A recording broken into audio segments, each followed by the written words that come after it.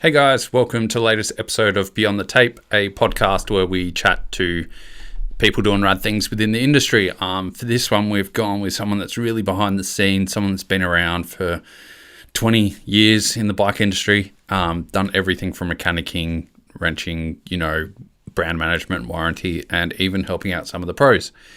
Before I reveal who that is, let's mention a few of our sponsors. Canyon have been a huge supporter for 2021. Without those guys, this podcast probably wouldn't be running. I just got back from a ride on that bike and absolutely loving it. Still can't believe how good that thing is. Go and check out their full range because they're one of the only companies that has a full range of road bikes, hardtails, gravel bikes, kids bikes. They've got a full range of everything, and all their support is in Australia. So if you have any issues, you're dealing with people in Melbourne. The guys at NSDynamics have been keeping my suspension running for a couple of years now. Just had a mate actually get his suspension serviced by them as well. Even though I'm down here in SA and so is my mate, we managed to send them off, get them to the guys in Queensland. They worked their magic. The shocks and forks were back within the week, so the guy didn't even miss out on a weekend of riding, and he is absolutely loving it. They have transformed his ZEBs, and man, they're running better than new. So if you want your suspension working well, hit up NSDynamics and mention the podcast so they know that you've come from here. FE Sports have jumped on from the middle of this year. Those guys are killing it with all of their high-end, they're the number one distributor for really quality products here in Australia, especially when it comes to clothing and hard goods. Been loving the Altus helmet. It is killer from 100%. That thing, for the money, is one of the most comfortable helmets that I've ever worn. They don't do any hubs or any wheels, but thankfully To Up Bike Co do. Those Factor hubs are amazing. Man, they sound so good. Those laced up to the Noble wheels, I challenge you to find a better wheel set. Super compliant front. The rear carbon rim from Noble has a thicker bead interface, I guess is the best way to put it, so that you reduce pinch flats on the rear. They're very compliant and they track the ground amazingly. So if you're looking for some of the best wheels in the game, hit up To Up Bike Co and they will get you sorted. Don't forget to use Beyond the Tape and let them know that you've come through from here. Received a fresh pair of shorts and a fresh pair of pants from Frank the other day. With my drumstick legs, it's very hard for me to find a good fit, but thankfully the stretch and comfort of the Frank shorts, I've never felt more comfortable pedaling a bike. They allow me to move around on the saddle, they allow me to move around when riding, and honestly, it just feels the best. They're quite lightweight, so you don't really notice them. Really excited and happy to be wearing their kit. Don't forget to use Beyond Tape, get a discount, and those guys will sort you out and get you some really cool stuff for not crazy prices. Dirt Surfer, keeping the mud out of my face. If you want a custom graphic done, made of 100% recyclable material, and it's made of recycled material, their carbon footprint is next to none. They will be able to sort your shop out, your club out, or even if they did some custom race plates and stuff, they'll be able to get something sorted so that you can have custom mudder guards one-off to you. Crush has been keeping my bike clean, and man, I can't use anything else. I mean, you can see Dean Lucas has been using the chain cleaner in his hair and it's gone green, but he's still healthy. So that's because they use quality ingredients for all their for all their cleaning products, and all biodegradable. Love their stuff. Works really well too. If you haven't seen already, you must have been under a rock, because Fist Handwear have just released Chapter 16. I don't know where they get these ideas from, but they kill it every time. Again, jump over there, have a look at their new Chapter 16 gloves, because they're killing it. Only gloves I want to wear, to be honest. I hate gloves, except for these. Anyway, let's move on to Phil Wood, one of Australia's kind of man behind the scenes. He's worked for some big companies like SRAM, Mavic, and now Bosch. He has wrenched, he's been a brand manager, he's been all over the world helping with warranty departments, and his insight to the industry is amazing. He's known pretty much everyone since they were young. He's watched people grow up from Groms to world champions. So this is a really good episode. Hope you enjoy it as much as I enjoyed it talking to him. Grab a beer, grab a water, grab a wine. Longest intro ever. Sorry about that. Grab whatever makes you happy and enjoy the episode. Mountain bike ride. I'm like, I don't remember it being this hard to like just go for a ride. You just got to pack all your shit up and go for a drive, unpack all your shit. And That's, Well, enduro bikes are so damn good. You go downhilling. You go downhilling on a Saturday and do shuttles, and you're like, cool. I just drove 2 hours. I've ridden a total of 35 minutes. I've done 6-7 runs, and I've done 35 minutes. Yeah. And you go, all right, I'll go for a cross country ride. I've done 2 hours and I'm hurting, and it's awesome. And I can go from home. And then I get it. I think the next thing's running, but no thanks. No one's chasing me, so I'm good. So that's a great motto. There's no one chasing me, so I'm not going to run. Easy, man. Let's jump into it and get awesome, buddy. Thanks for having me. That's all right. I'm excited. It's been good to chat over Instagram and do all those things for a while. So it's good that it's come together. So I'm happy to be here and maybe share some of my story, I guess, and maybe it might inspire the next person to give the industry a shot. So or not. So might scare some people away. Be a plumber, be a carpenter. No, don't be a plumber. Don't do it to yourself. So welcome to the podcast. We'll do it officially and welcome you. But to those who know you, you're one of the people that's done probably the most in the industry. You've worked with worked in shops, worked with yourself, worked with distributors and done everything else. But do you want to just give us a brief history to who you are and what you do in the industry? Yeah, so my name is Phillip Wood, or Phil Wood. Coming up to nearly 20 years in the cycling industry, I guess. What you said, I've done all facets of it. I'm pretty much, this is Beyond the Tape podcast. I'm probably definitely behind the scenes podcast.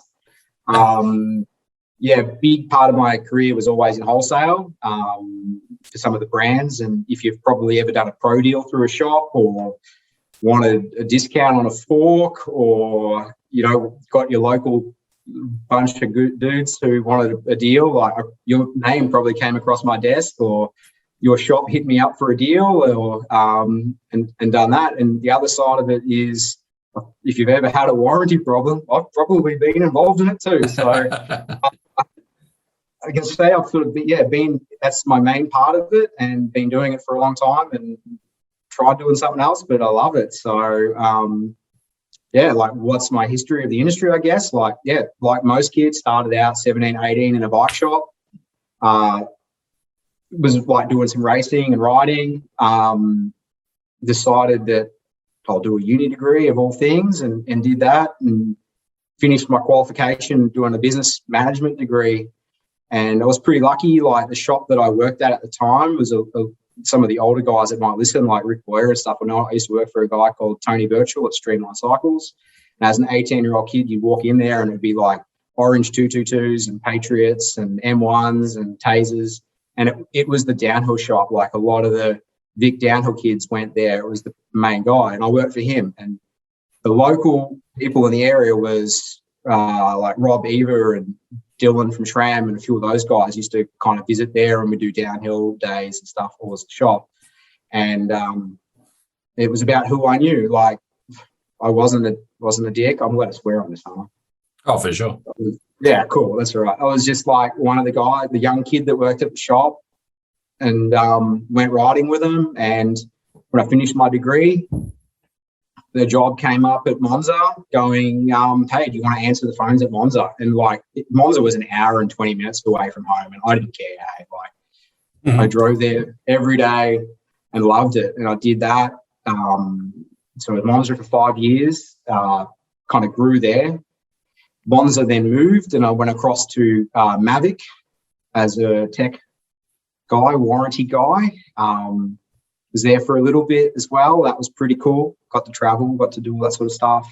And then decided I'll give the things a go. And I had travelled to Whistler a little bit for my holidays previously, so I decided to move over there for a bit. and worked there for a season or so. And then came back to Australia and decided that bikes weren't for me. Kind of done everything I thought I could have done everything I thought I could do. Like I definitely ticked some boxes, and I was like, what's next? Like, I don't feel like I've gone to work for the last 10 years. Like, what can I do? So I went off and did my postgraduate studies in teaching. And that was a very strange flip on my radar, and did high school teaching for a little bit. And I went, nah, bugger this, I prefer bikes. I'm probably going to hit a kid. So went back and started back in the industry, and went back into shops of all things. Just sort of opportunity came up, followed it, and now I'm back in the wholesale sector working for Bosch with the e-bike side of things. And here I am. Nearly 20 years later, I thought I would get out and get a real job, and I'm still here. Yeah, I love that. You work for one of the biggest names in the world for electronics, and one of the biggest names for electric bikes, and you still don't call it a real job. Like, I just love that about the industry. Yeah. Pretty fortunate that there's days it's definitely work. But I don't know. I don't know. If I didn't like bikes, it would be a real job, hey? So I guess if you're interested in something, it definitely helps. So if we rewind back there, you were at that bike shop when you're an 18-year-old or younger, and you've got, like, for those that don't know, Rob Eva is Mr. SRAM now, pretty much, for Australia. He's been around since the unicycle and the penny farthing were race bikes. I think older, hey? Okay. Yeah, right. Yeah. Like square wheels made of rocks, maybe. It was probably when he started riding bikes. And then you got Dylan from SRAM, who's like a huge influence and like a massive, massive part of a lot of riders in Australia. What was it like having those heroes and stuff coming into your shop and going riding with them? And were you ever kind of starstruck or nervous about? It was intimidating, hey? Like those guys, I didn't really know what it all meant when I was like an 18-year-old kid, because there was no internet. There was internet, but like there was not the exposure and stuff. It was like, oh, yeah, SRAM, they make derailleurs, and that's sort of about it. And, but they were just guys that came in, talked trash. Rob shot his mouth off a lot, and Dylan was pretty tight with my old boss. And, they were just other guys. And then we go away riding, and it was the same. Like, we used to go, we had an old bus, and we used to old van, and it chewed more oil than petrol, and we used to go shuttling Narbathon. And it was like, now these guys are still, most of them still around and still ride, but like one of them was like the Sun Graphics guy, another guy was doing trail building now for Lake Mountain. Like, that was the crew that I grew up with, and it was just normal, I guess. Like, I didn't feel like I was a lot younger than those guys, and I don't know. It's just what I grew up with. It was sort of normal, but I didn't know what Monza was back then. I didn't really know how big a warehouse was and how big this product was. And even back then, it's not what it was. It's not what it is today.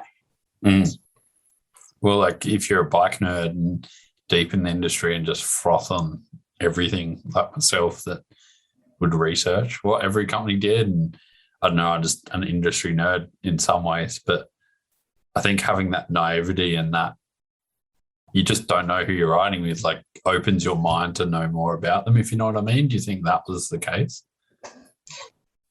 A little bit. Like, it was still really small. Like, I didn't see them as big, larger than life figures. They were just dudes that popped into the shop on the weekend, like on the Friday, and hung out, and I bought a set of forks off them, and like, they got them cheap, so I get them cheap, and I didn't know what I had. I had like pretty cool forks, and it was just the connection. I think that's the I don't know, that's probably the whole thing of the melting pot of this industry, is everybody knows everybody. Everybody gets along with, or somewhat gets along with everybody, and I don't know, I don't see there's any real levels between it. I guess like everybody's doing their own thing. We're all mates. We all catch up, and like, even like you mentioned, I know we talk about like maybe some pros and stuff, but like, I see these people and they're just normal people to me. Like, I always felt like I was a little bit younger, but I was like, I'm not the best rider. So it was, and I was like, and when I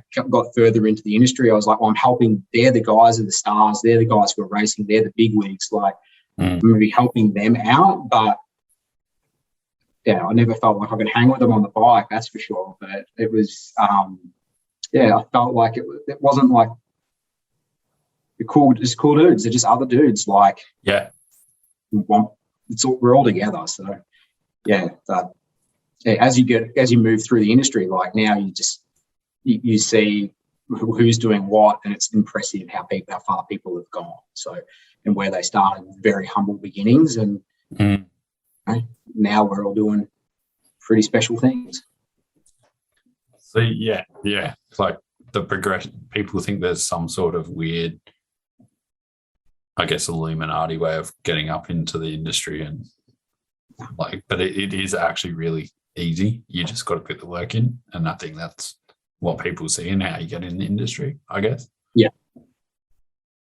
You mentioned you didn't know who Monza were and what they kind of did, and you thought they brought in SRAM. If people don't know how big Monza is, like especially during the time you were there, it was massive. Like, they're the biggest motorcycle parts importer in Australia still, plus one of the biggest for bicycle. You were there for like the strongest time. What was your job there over the 5 or so years you were there? Like, what were you doing?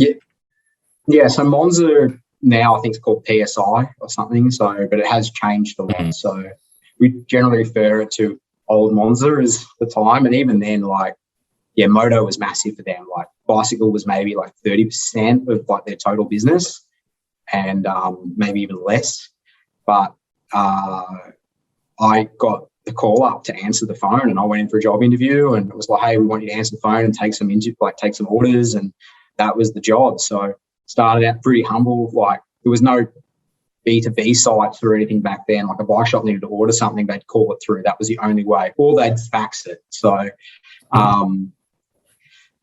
so we'd get all that coming through, and we just process it and go from there. And I sort of did the phones for a little bit, but I was so hot for Intense. Hey, like, Intense were the coolest bike for me, and we did it.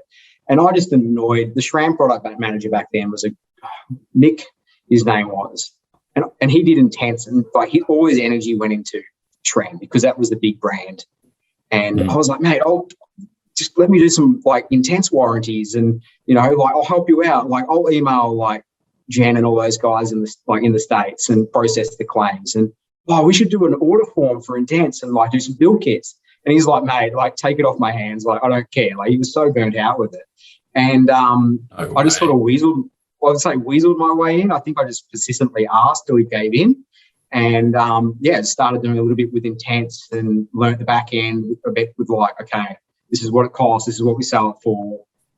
This is how we get the air freight. This is when an air freight's worthwhile bringing in, like, da-da-da-da.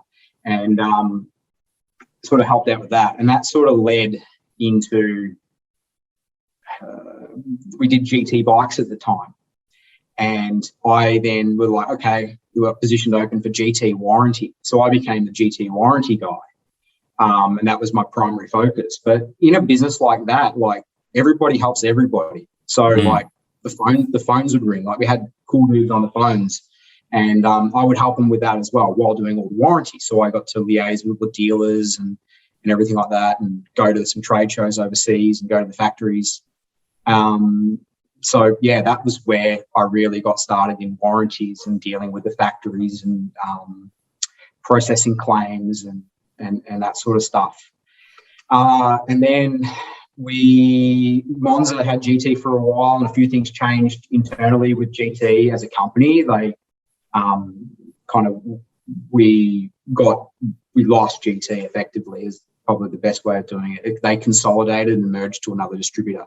So I was sort of out of my job a little bit, but we were cooking on some other stuff as well.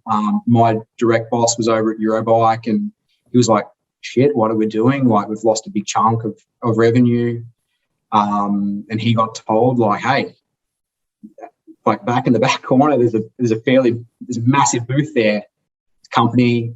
It's called Cube. Yeah, okay.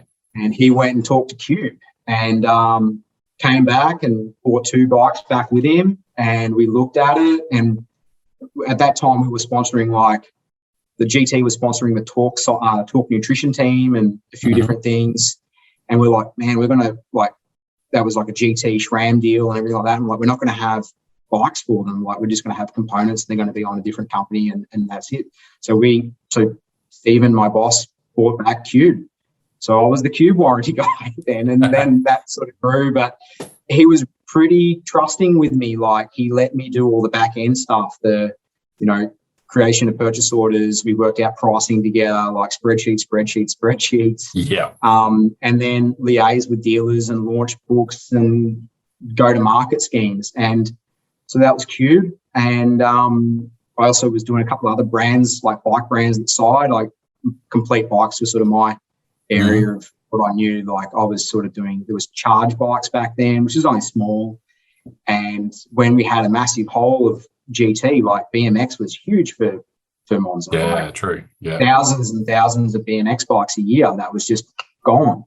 And we're like, shit, like, what do we do? And like, Stephen's contacts were incredible. And we were over in Taiwan and he introduced me to some people. And at that stage, there was a company called We the People, and they were starting a new brand called Radio BMX. And so we went to market with them, and that was it. So that was my time. It was pretty much bike branding, doing that side of it, working with my boss, Stephen, who kept me on a pretty good leash, but taught me everything, like taught me a lot.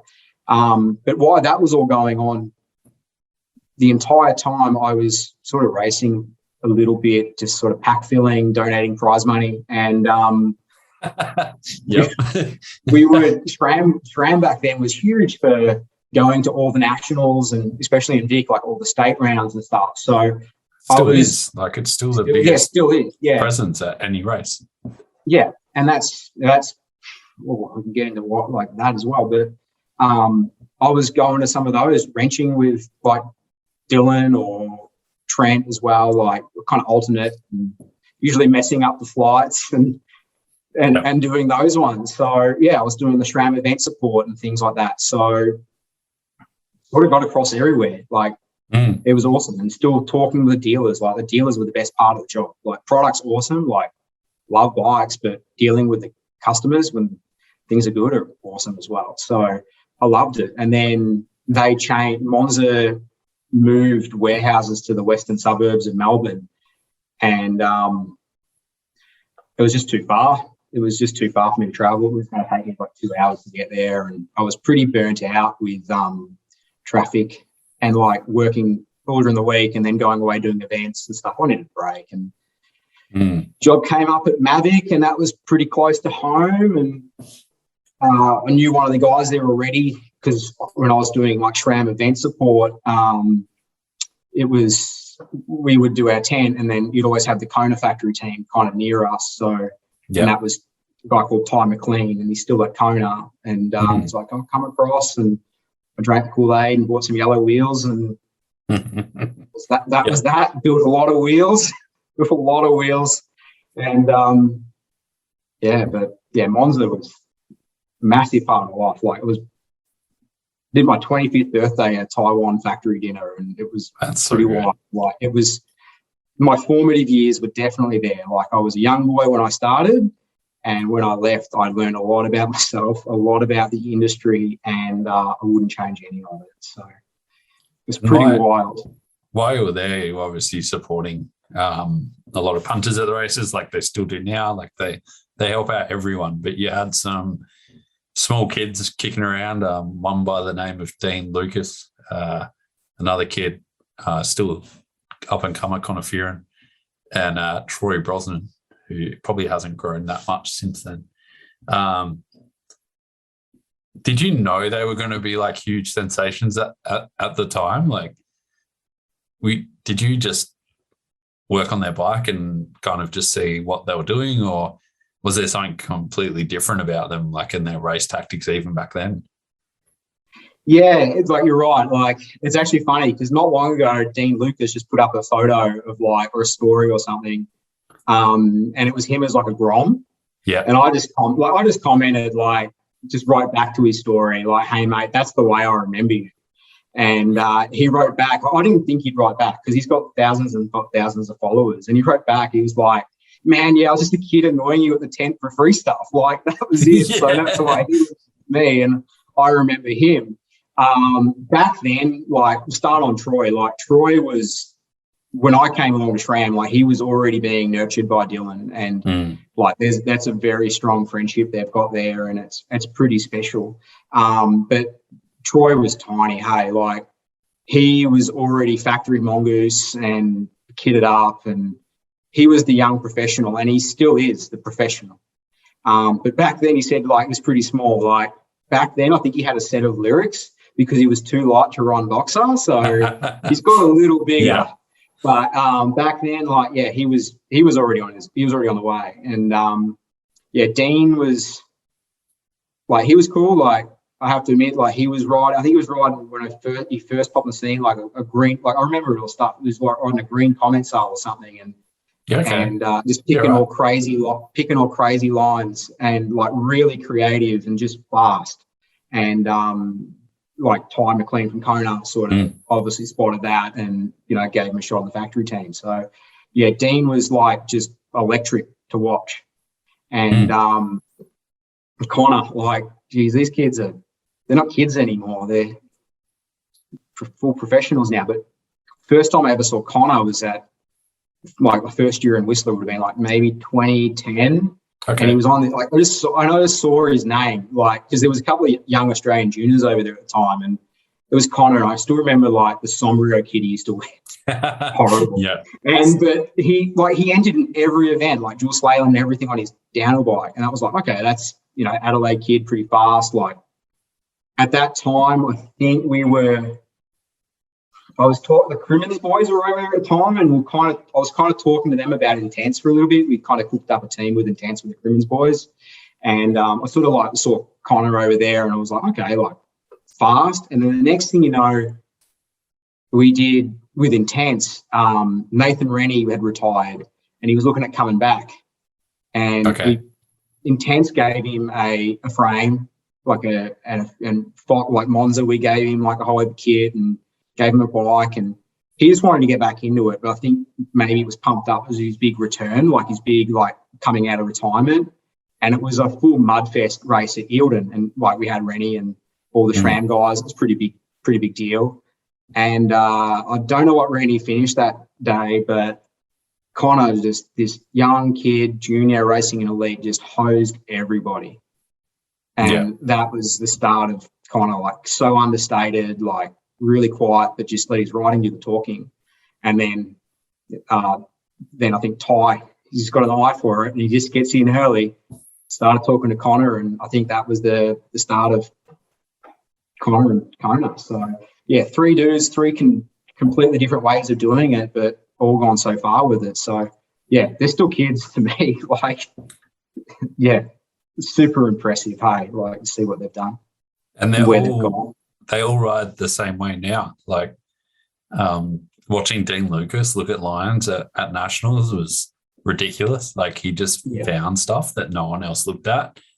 Troy's super calm and pro and has this approach to it. And then, as I said to Miranda Miller, Connor, like after a race run or after a day of practice, just Homer Simpsons into the bushes and disappears and is super quiet.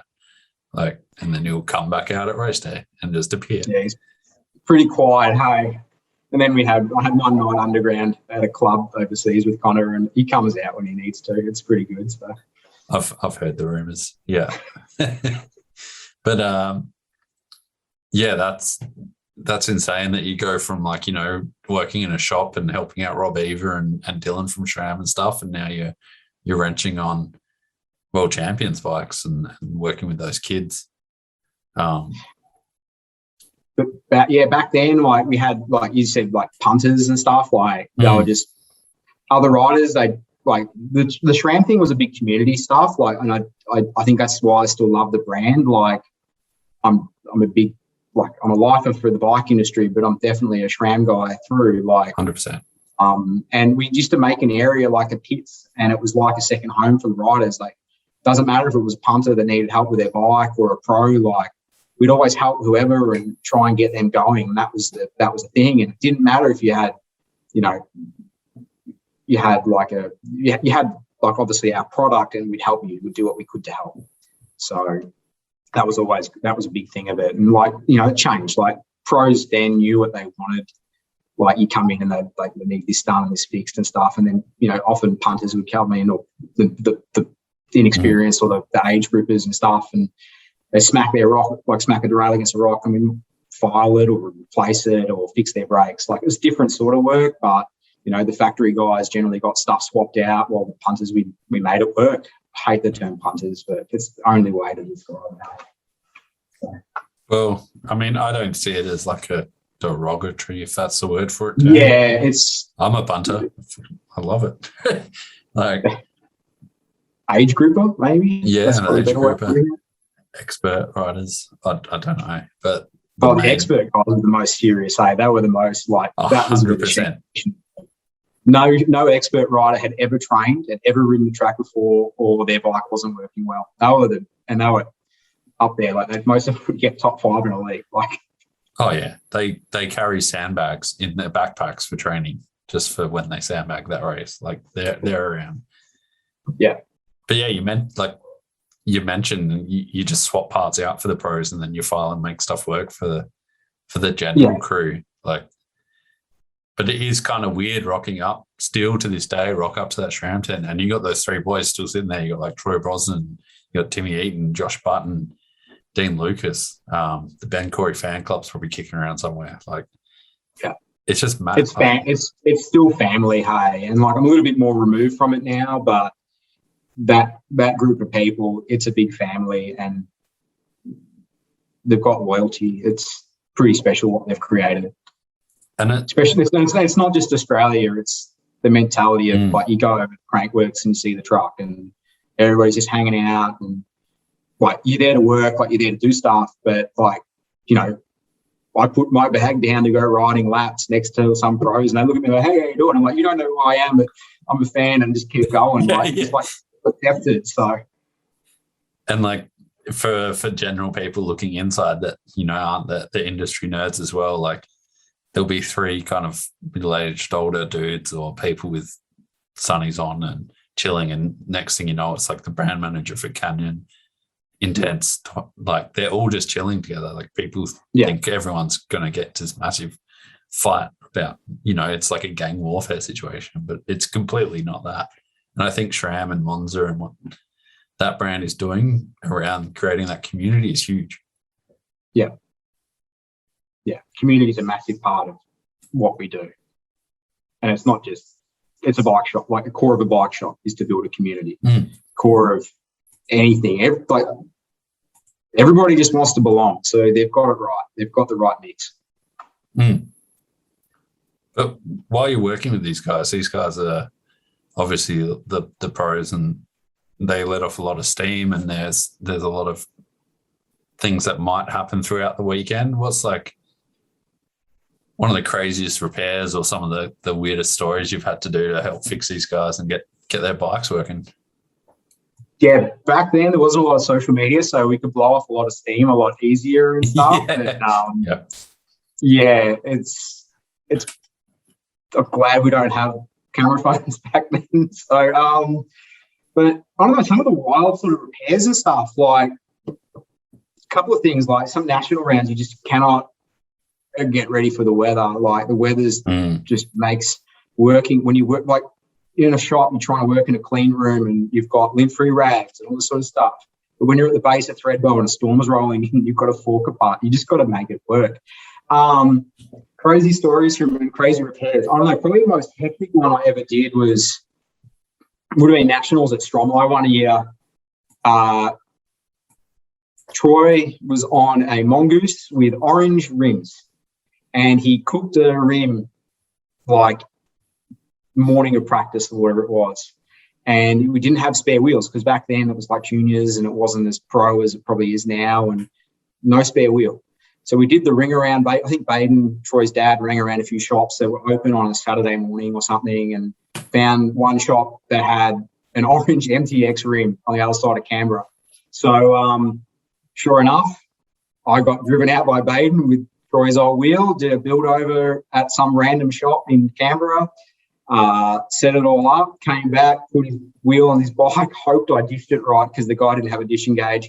And Troy went up and made the race. And that was hectic. We were on a really tight schedule because I think the juniors went really early, like 10, 11 o'clock in the morning.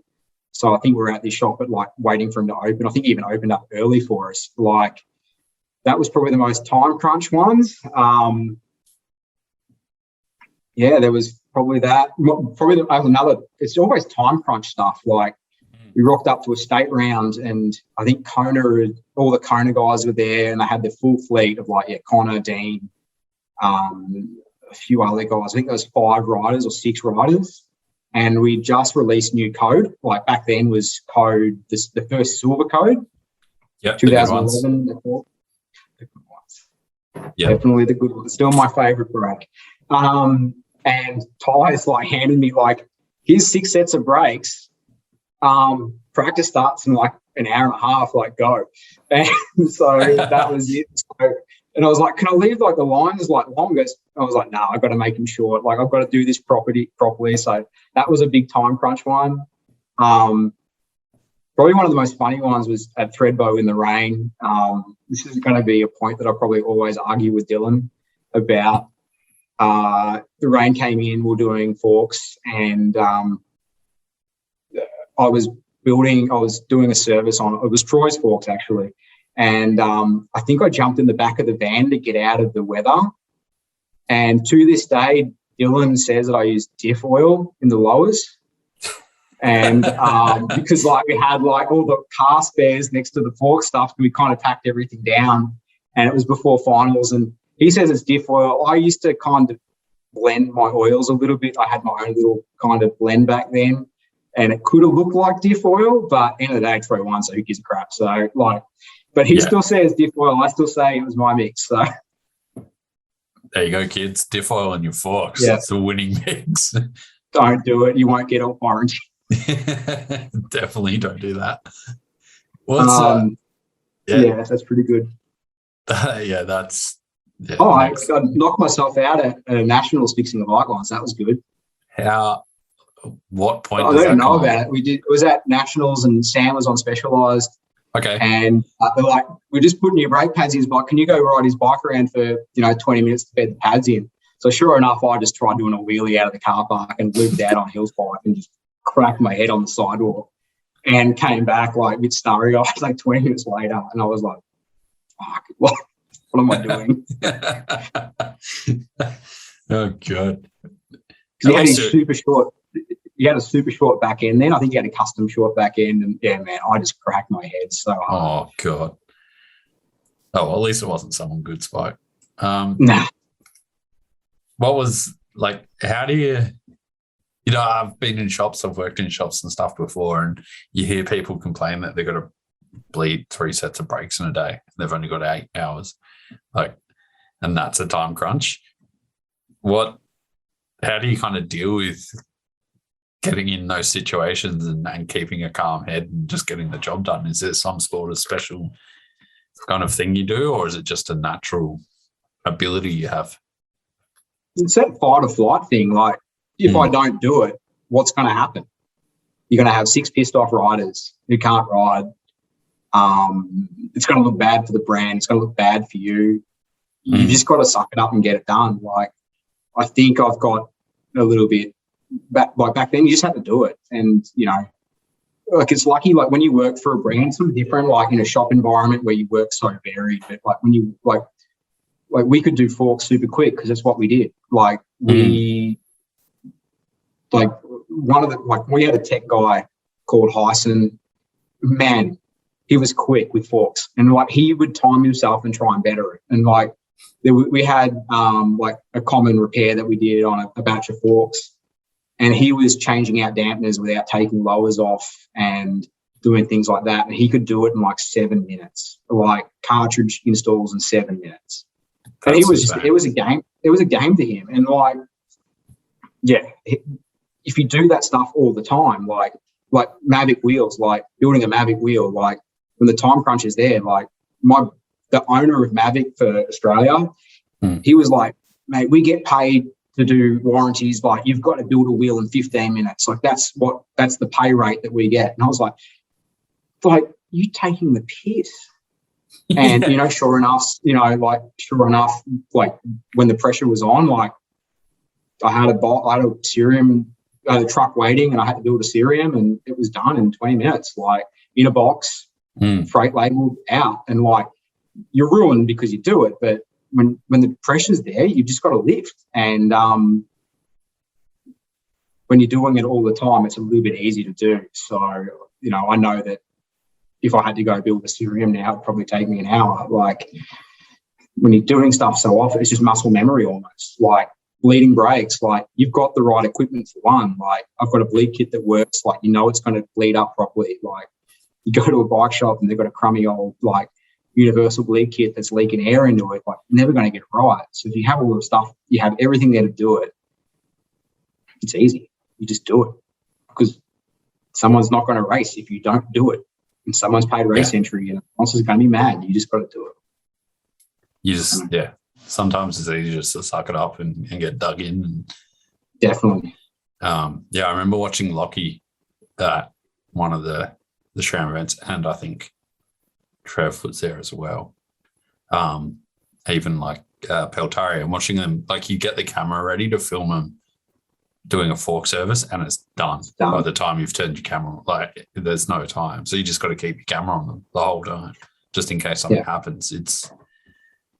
It's a phenomenal skill and art they have to do that while talking to people and get it dialed every single time. And what you guys do is the next level. But you did mention there you worked with Mavic and you got really good at muscle memory. How was it being a warranty manager for Mavic? So I'm not going to hide anything. I don't like those wheels at all.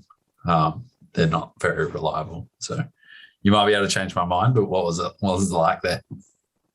I don't know why I don't think it's reliable. I've got nothing but good stuff to say about it. Hey, I don't know. Like, I'll be brutally honest. Hey, like, stuff breaks. Stuff breaks a lot. Like I'm paying my house off because bikes break. Like, it's my job.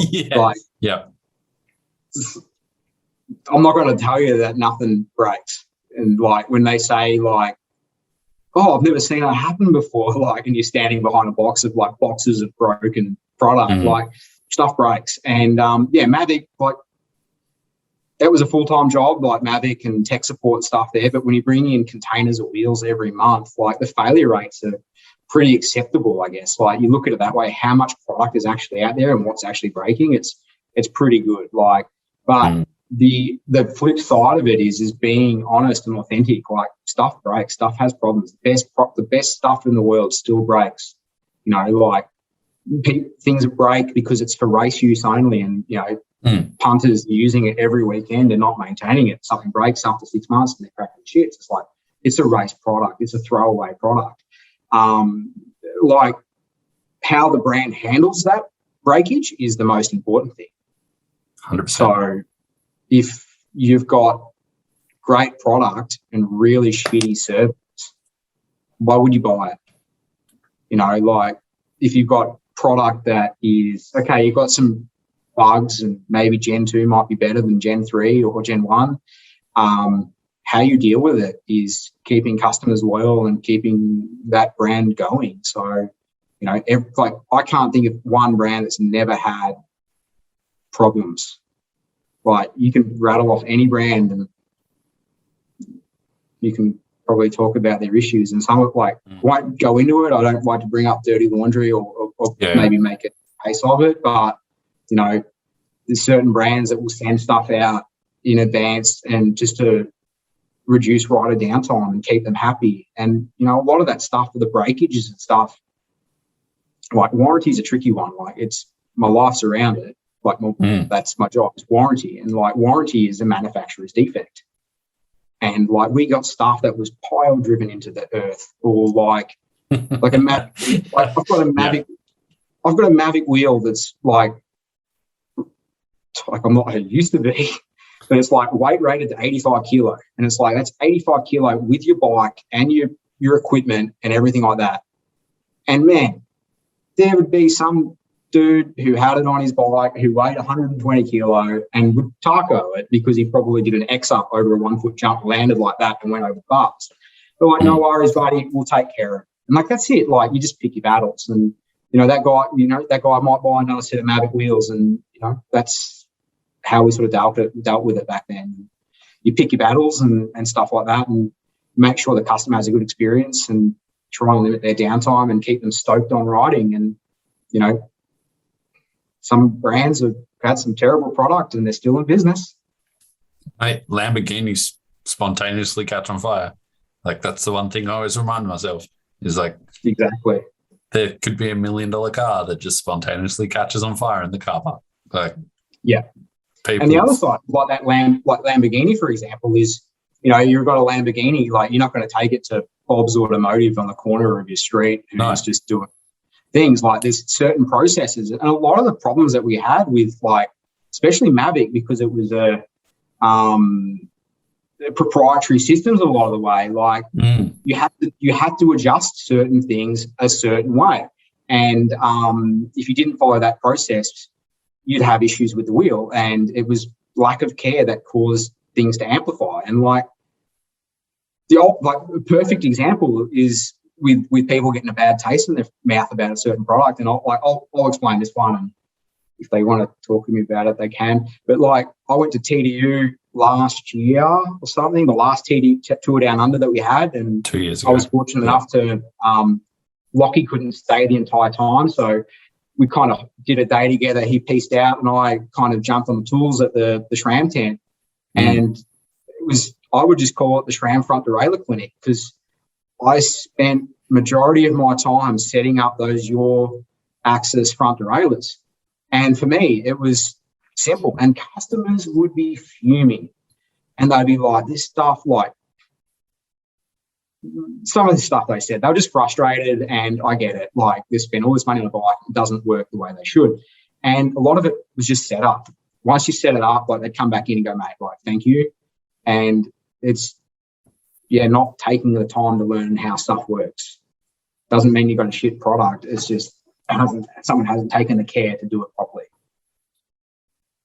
I'll go out on a limb, and I'm pretty good at doing this. I'll probably get some messages, but I'd say a lot of mechanics, and a lot of older mechanics that have been in the industry for a while, get very complacent and very arrogant about their skills, and they think they know it all. And when a new product comes out, the packaging comes off and the instructions go on the bin because they've done it all before. And then you have something like that axis rear derailleur, which admittedly I had a lot of trouble setting up.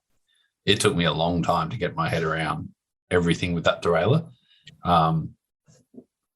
It took some getting wrong to get it right, but like, people just don't want to learn. They're like, I've done a Shimano 105 derailleur a million times. It can't be that much different. So like, the customer gets a bad taste in their mouth. And the same thing happens with warranty as well, as you said, with those Mavic wheels. Like, if you haven't messed around with them, you don't know what the issue is, and then you just call the warranty department. I'm sure you saw that as well. Like, is it hard for you to deal with the mechanics in the shops as well, as part of like an education front, or how do you go about that? It still goes on a lot. Like, there's still like a lot of education. Like, too much. You're right. There is the mechanics who know everything and been around, and like, I was on the other end of that, where I would swear at a mechanic because he set up a Di2 derailleur wrong, and I came from SRAM and then adjusted back to Di2, and like, with their limit screws, and they're like, you got to back them off a little bit more to make them kind of so they don't burn out. I was like, man, your mechanic's shit. Like, he's left your limit screws out. You're going to throw the chain, and it was pretty humbling to realize that I was wrong. And you get guys from an education thing, like, like, they've messed it up. They've messed up a customer's product, and they want warranty. Like, and you're like, geez, I can't submit this because the European dude or the person at the other end that I've got to submit the claim to, they're going to look at it and they're like, red light, green light. Like, no, that's not a defect. You don't get credit. That's not replacement. You got to pick your battles. And some of the times, like, comping some product to the, like, hey, like, I'll replace this. It's goodwill, like, take the time, like, do it properly. And, next time we won't have this problem. Because if you just like, whatever, they're going to be pissed off with the brand, or they'll continue going around the same way, adjusting or servicing or something the same way and completely mess it up. Like, it's, and sometimes you just got to. It seems easy to fall back on the brand as well. Like, I've personally fucked things up. Everyone has. It's the mechanic, you do it. And sometimes I just paid for it myself and got a new part in, like, just to keep the customer happy. And sometimes that's the best way to do it and keep the customer happy. You don't piss off the brand. But I'm sure you've seen that mentality of, it's the brand's fault, let's just go to warranty, which I think is a pretty average case. I'm copying it all the time at the moment with like I said before, I work with e-bike now, and e-bike is a great unknown for a lot of dealers, and people aren't really, some shops are really good with it, like they put that out there, but there's other shops that just want to sell an e-bike and not deal with it. And when it comes back in, their first thing, they're paying a mechanic good money to fix it, and they're just handballing it. And that gets a little frustrating, but, I get it. I was that when e-bikes first started, I didn't want to touch them. I was like, I'm just going to a distributor. I didn't say I didn't do that. I tried a few things and then went, man, I don't know what's going on with this. Like, I'm a crusty old mechanic. Like, I'm in love with cables and rim brakes. Like, that stuff makes sense. But as electronic stuff, like, no, I'm out paying. Like, it's it's not until you learn it makes sense. So you just got to, like everything's an investment. Invest into your knowledge and you'll reap the benefits. While we're on the topic of warranty and stuff, we'll move on to e-bikes later, the dirty word. But what do you reckon is one of the craziest, like, warranty claims that you've seen be tried to be submitted? The classic JRA type claim. Like, do you have any in memory? Oh, there's plenty of those, like getting a wheel in like a million pieces, and it's just like, this thing's been eaten by a shark or something like that. Like, there's no way that this has gone under a truck. I don't know, some of the warranty, I don't know, there's been some real classic ones. Hey, like, I have to admit, the internet's been brilliant because I can do a lot of damage with the internet. I'm pretty good with Google. And more recently, e-bike, we'll talk about e-bike, there's a big thing at the moment, people hacking e-bikes to make them go faster. And a lot of the systems can tell they've been hacked, and we can see it's been hacked. And I had a bit of a Mexican standoff with a shop. No way, the customer hasn't hacked it. Well, he has. I'm looking at it. Oh, no, he's not that sort of guy. He wouldn't know what he's doing. Like, there's no way. And I'm like, so it was like I say this, you say that, like, and I was like, oh, bugger it. I'm going to punch his name into Google and see what comes up. And it was like, I found his review on Amazon for his speed box that he bought. I'm like, that was awesome. Like, knocking that one back. Like, it was like, you can't lie. Like, just don't lie. Yeah. And that was good. Like, the internet was good. And based around the internet, like, we had a bike at one of the distributors that I was at, and head tube straight off. Like, not like one tube broken and kind of like doing an accordion, like front end, back end, only held together by the one brake cable. And like, Jesus, like, this is a catastrophic failure. Like, this is like stuff we need to tell the factory about. Like, this is like bad news. Like QA, like quality control management sort of stuff. Like, this is bad news. Like, is the guy all right? And then, like, sure enough, we're panicking. Like, and then we get this like message, check out this. And it was a link to some guy's Instagram account of him just destroying a bike into a tree. And it was like, oh God. So there's some of the, like, kind of the kooky ones, like, you kind of go, Jesus, like, that's not a warranty, but like, stuff catches up. Like, don't bullshit it, we'll find out. Like, that's it. Yeah. I don't know, some of the good ones were definitely like, people say like a slipping seat post and things like that. And you get all the photos and the guy's just driven 2 tech screws through the seat post to ride it like through the frame. And I'm just like, I've never actually seen that, and I'm devastated. Like that's like one of my bingo ticks or my Pokemon that I've got to catch. I haven't seen that one yet. Yeah, it's pretty good. Hey, like that it's creative where you go, that should work. And like you and I as a mechanic would go, why would you do that? But the customer's like, well, that's how I put together my like corner of my house. Like it'll work for this. Like they don't think of how permanent it is and how much it's just destroying it. But I don't know. We can come back to the diff oil thing again. Like, man, I've seen some funky stuff come out of brakes. Like my brakes don't work, and it's like, is this Jello? Like, it's all brake oil. It's all brake fluid. You just put it in there, right? Like, yeah, definitely not brake oil. So there's been some, there's just weird and wonderful things. I won't say anything really stands out, but there's been like stuff you just go, how? Like, that possible? Like, how did you get in the situation? Like, it's almost impressive. Yeah. And like you be around, like I think some places like with warranty claims think that you're just a guy on the other end of the computer answering a phone call, and they don't probably know you've been around the shops a little bit, and they submit some stuff, and you're like, just do your job. Like, just do your job. This is a sales opportunity. Like, you know, like turn this 100%. Experience out for the customer. Like, this is not a defect. 100%. It's And then on the other side, like you have brands that don't warranty stuff that should be, but that's the whole thing for another day, I think. Yeah.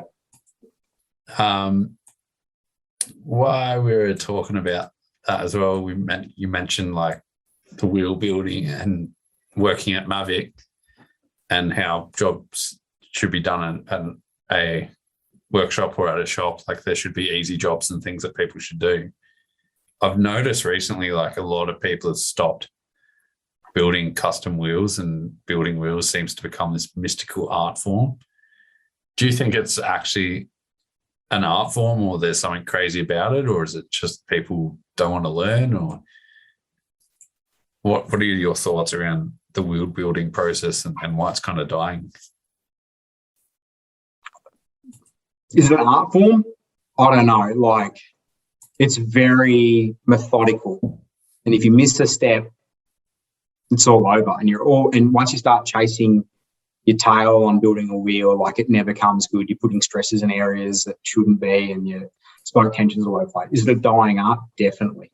Definitely. Like, not many new guys. Like, I commend anybody who can still go. Like young kids now, I build a wheel. I'm like, do you want a job? Like, really? Because not many people do it, and people just send it back to distributors, and like people who build wheels can charge like exorbitant amounts of money now for wheels. Like, dying skill, but the ones that can do it are cleaning up for sure. And like I'm watching a couple of wheel companies pop out at the moment who are doing custom wheels, and like it's awesome to see like people are still doing it. Like, I think the whole craft of like when people used to do snowflakes and they do all the weird lacing patterns and stuff like that, like that's done, and that can stay done for as far as I'm concerned. Like, I don't know. I don't know. There's a couple of things that can stay in the past, and that's it. So it does look cool, but like I'm a practical guy, so I don't see that in it. But like when I started, the guy who taught me how to build wheels, man, he does funky stuff that I just go, geez, like tying and like soldering spokes and doing all the different custom things. Like that's what we used to do, and some of that stuff can stay apart for sure. But I don't know. I was just always taught there was a process, and like the best thing that I ever got taught with a wheel, and like anybody's going to build a wheel, like the one thing you need to know is like the first spoke you put in determines the rest of the wheel build. So make sure you always get that right. And like I always build my wheels the same way, and I've had pretty good success out of it. And like it might not be the same as everybody else's, but for me it works. And you just follow the steps. You just everything is understand how a wheel works. And people are scared of wheels, and people don't like truing them. And I don't know. I see everything as I don't know. Maybe I'm kind of got some tunnel vision going. But if I go, I know how it works. So for me, if I'm doing that, I know the reaction, I'm within range, like, let's just get it done. So I find wheel building like a very meditative process. Like, I don't know like what it is about it, but just that repetitive, you just get in a zone and you just do it. And it's so meditative until you realize you've fucked it. But like you go back to the start and you do it again, and it's just, you get in this zone and it's really cool. It's definitely zen. I do like doing the wheels, especially in front of the TV on the weekend. I like doing it. I can just chill out, and they just come together. And then I don't know, you start it like, I definitely used to stress out like the last part of it when you're like chasing that perfection, like you're chasing like the run out, and like, I don't know, like I got my ass kicked at Mavic. Hey, like when I first started, they're like, our rollout is 0.3 of a mil tolerance. Like, fuck, you've got to build it. And like, I followed some pretty good wheel builders in that place, and that was the norm. Like, that was what we had to do. And so, you know, I'd probably let my standards go a little bit, especially when it's my own wheels now. But it was like five mils good enough. Yeah, let it go. As long as it clears the chain stays, dude. That's all that matters. So, but you know, it was, it's people are scared of it, and I don't know why. Because like, if you just follow a process, everything's with intention. Like, it's going to hold together. You got 32 spokes there, 28 spokes keeping it together. Like, I freak out more about, like, I ride and I'm not worrying about my wheels or wheels blowing up. I just go, hang on, there's 4 5x1 bolts holding my handlebars on, and I don't know if my checker is taking off. Yeah. And I'm like, spokes, like, wheels don't bother me, but like that one bolt's holding a lot of weight right now, and I'm freaking out about that. So wheels, don't be scared. Like, it's methodical. If you have a process, there's really good manuals online now. And like, I got people who've got no place building wheels, like lacing a wheel and mate, good on you. Like, it's really good that you can do that, because it's just going to make you a better mechanic, and also more employable. It's a good skill set to have on your resume. Like, you walk in there and go, I know how to build wheels. So like, yeah, it's as you said, it's dying, and it's really not that hard to go to around the streets and find like a hard rubbish bike and rip a wheel off of it. And if it's in good condition, just take it apart and rebuild it, and do that a couple of times, and you're good to go. It's not that hard. Even swapping like rims and starting in that spot, that gives you a good idea of spoke tension and the end steps. But yeah. But you said before, like, oh, I've messed up, I just unwind everything back to reference point and start again. Like, that's what you got to remember. Some people, they get out of, like, they overcorrect, and then they get lost in the wheel, and they start just freaking out, and it gets worse and worse and worse. And that's kind of like with everything. Hey, like, if you just go take a step back, start again, it's all going to be okay. Yeah, same with like like those AXS trailers that you mentioned before. Yeah. Like, if one's come into a shop or into my stand and it's not working, I don't bother trying to find out what's wrong. I undo all the limit screws, I undo it, take it off the bike, and then start from step one, because it is way easier than chasing the actual issue. Yeah. Until you find out the issue is me, but that's a whole other story. No, but it's true with everything. Like, suspension tuning's like, in flavor right now. And like, you know, you think about how things work, and you think about your problem, and you know, you've got a problem to solve. Like, I think I got a cane creek shock once and on a bike, and I went cross-eyed because I just started like, oh, something doesn't feel right. And I just dialed up everything and played around with it. I got so lost in the settings that I didn't know where I was, and I didn't know what to do. And it felt horrible. And I was like, shit, I just put it back to the base, start slowly, do like small adjustments, and then just find it. Like, it happens to everybody. Like, you get flustered, and once you get flustered with everything, like, it's over. It's over. Yeah, just chill and go back to that first step and reset, and you end up in a better spot. Now you've gone, as you mentioned, into e-bikes, and how's the learning curve and working on those things gone for you? Like, they're I hated e-bikes to start with. Hey, I didn't want anything to know about them. What was the reasoning? Yeah, it was. What was that? What was the reasoning for the hate? Like, what was? I used to be a bit of a, I'd say I was a semi-okay bike rider. I was useless if I put a race plate on. I couldn't get my head right. But I loved the training. I loved the hurt. And I was like, mate, it's cheating. Like, e-bike's cheating. Like, cheating. Sorry. Okay. Like, just even a mate is like, I went e-biking on the weekend. It's on my CRF. I'm like, yeah, it's got an electric start. Yeah, it's a motorbike. So I just didn't like them. Hey, and that was it. Like, I was a purist, like road bike, like rim brakes, cables, simple. Yeah. Like, I'm simple. Like, I love it that way. Like, it has to make sense. And I was pretty lucky. Like, I was probably one of the first guys to really be exposed to e-bikes, like back in 2012, 2013. Yeah, okay. Yeah, right. When I was at Mavic, I actually went across to Mavic in France for a distributor meeting, and we were kind of, the company that I was working for was kind of poking around thinking about e-bikes. Like, he was a bit of one of those fancy dudes that like to go over to fancy areas, and he saw all these people zipping around on urban town bikes and stuff, and he saw all these e-bikes, and I was like, maybe that's the thing. So we got in contact with what the parent company of what Hi-Bike is. That's right. Yeah, I was trying to remember who they were.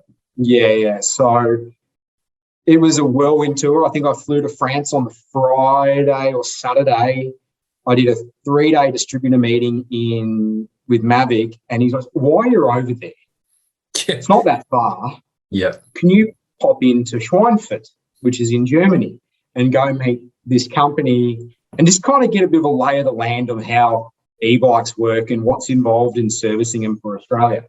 And so I went over to Hi-Bike's factory and kind of sat down and went through some stuff, and I just sort of understood it a little bit. And I was like, these are never going to take off. Hey? Like, why? We're going to bring one container a year. Like, is it worth it? And so I was exposed to it. I saw the early Bosch, Gen 1 and 2 stuff, because the Hi-Bikes back then used Bosch. Played around with them a little bit over there. And all I remember from it was like, this is the motor, this is the battery. You do not open the motor. I was like, what are we going to be doing with these things? Like, there's no real servicing of them. It's just going to be swapping out parts. So that was early days, and that was it. That was I went overseas, and I didn't think about e-bikes ever again. And then when I came back, e-bike, I think would have been about 2017, started like popping up, and I was like, "Nah, I'm not dealing with these. Like, if there's a problem, like we'll just." I don't like, for the one bike a year, we don't need to sell these. We don't need to worry about them. And I didn't want to learn about it. And then I went to couple of training things, and I was like on the Yamahas and stuff. And I was like, okay, I guess I got to learn. And then sure enough, you sell a few. One comes in with an issue, and all the mechanics are looking at each other, and I'm the one who gets stuck with it. So I had to figure it out. So it was pretty and that was it. I used to get all that tricky bullshit jobs that no one wanted to touch, and most of them revolved around electronics and people cutting Di2 wires and resoldering those, and e-bikes, and chasing a fault that you just swapping out parts to find it. And so that was it. So that was a learning curve then. And when the Bosch job sort of came up, I knew that I was probably as good as any, a good chance of sort of getting it, and especially because I had worked with Bosch, and then I'd done a bit of work with Levi at a dealer, and I worked with Yamaha, and I was like, they're all different, and like they're all fantastic product. It all works. It all has its own thing. But I was like, the principles are all the same.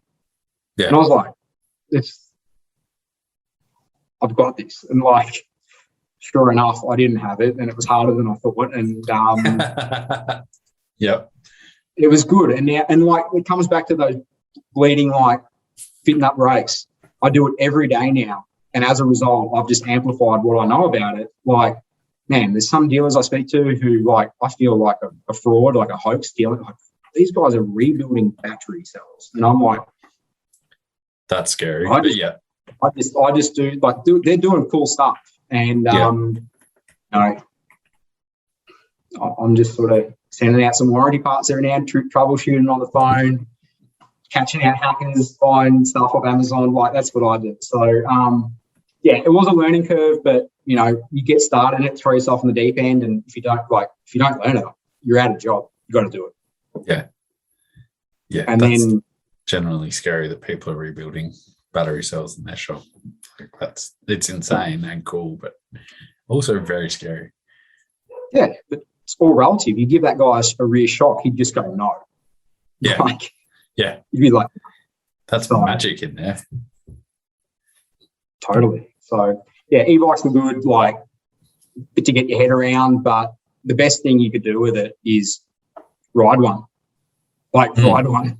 And then it all makes sense of what's going on and how it goes. Then once you ride one, like, you've ridden an e-bike, man. It's first time I rode it, I was, this is going to be terrible. And I've never laughed and giggled like a schoolgirl after that first time that I just punched out more runs in an hour than my body could have ridden up in a day. Yeah. And I was sold. And once I had that interest, like, maybe that's why I still do this for a job, is like, I'm interested, so I want to learn it.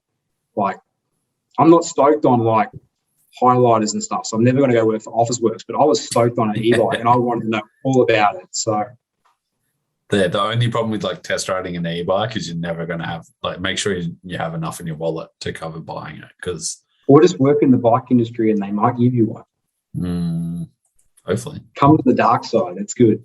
Nah, it is definitely like, and the whole cheating thing I don't get, because I'm not in a race every ride. Like, I don't care if I get beaten up Strava by, I don't have a medal in my fake medal cabinet because someone rode up past and, like, who cares? It's still right. I went out with a heap of dudes on e-bikes and I was sore.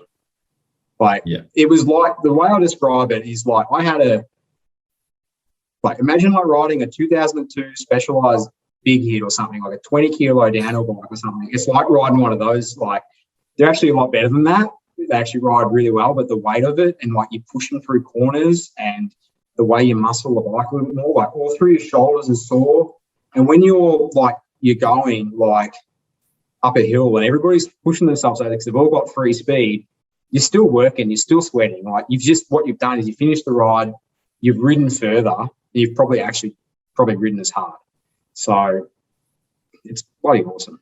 It's insane, like how much sore you are from like a e-bike ride, and then you go and jump on your normal bike, which weighs like half as much, and you go and pull up off that first jump and your front wheel's 6 foot higher than your rear because you've just yanked so hard. It's just a whole different experience.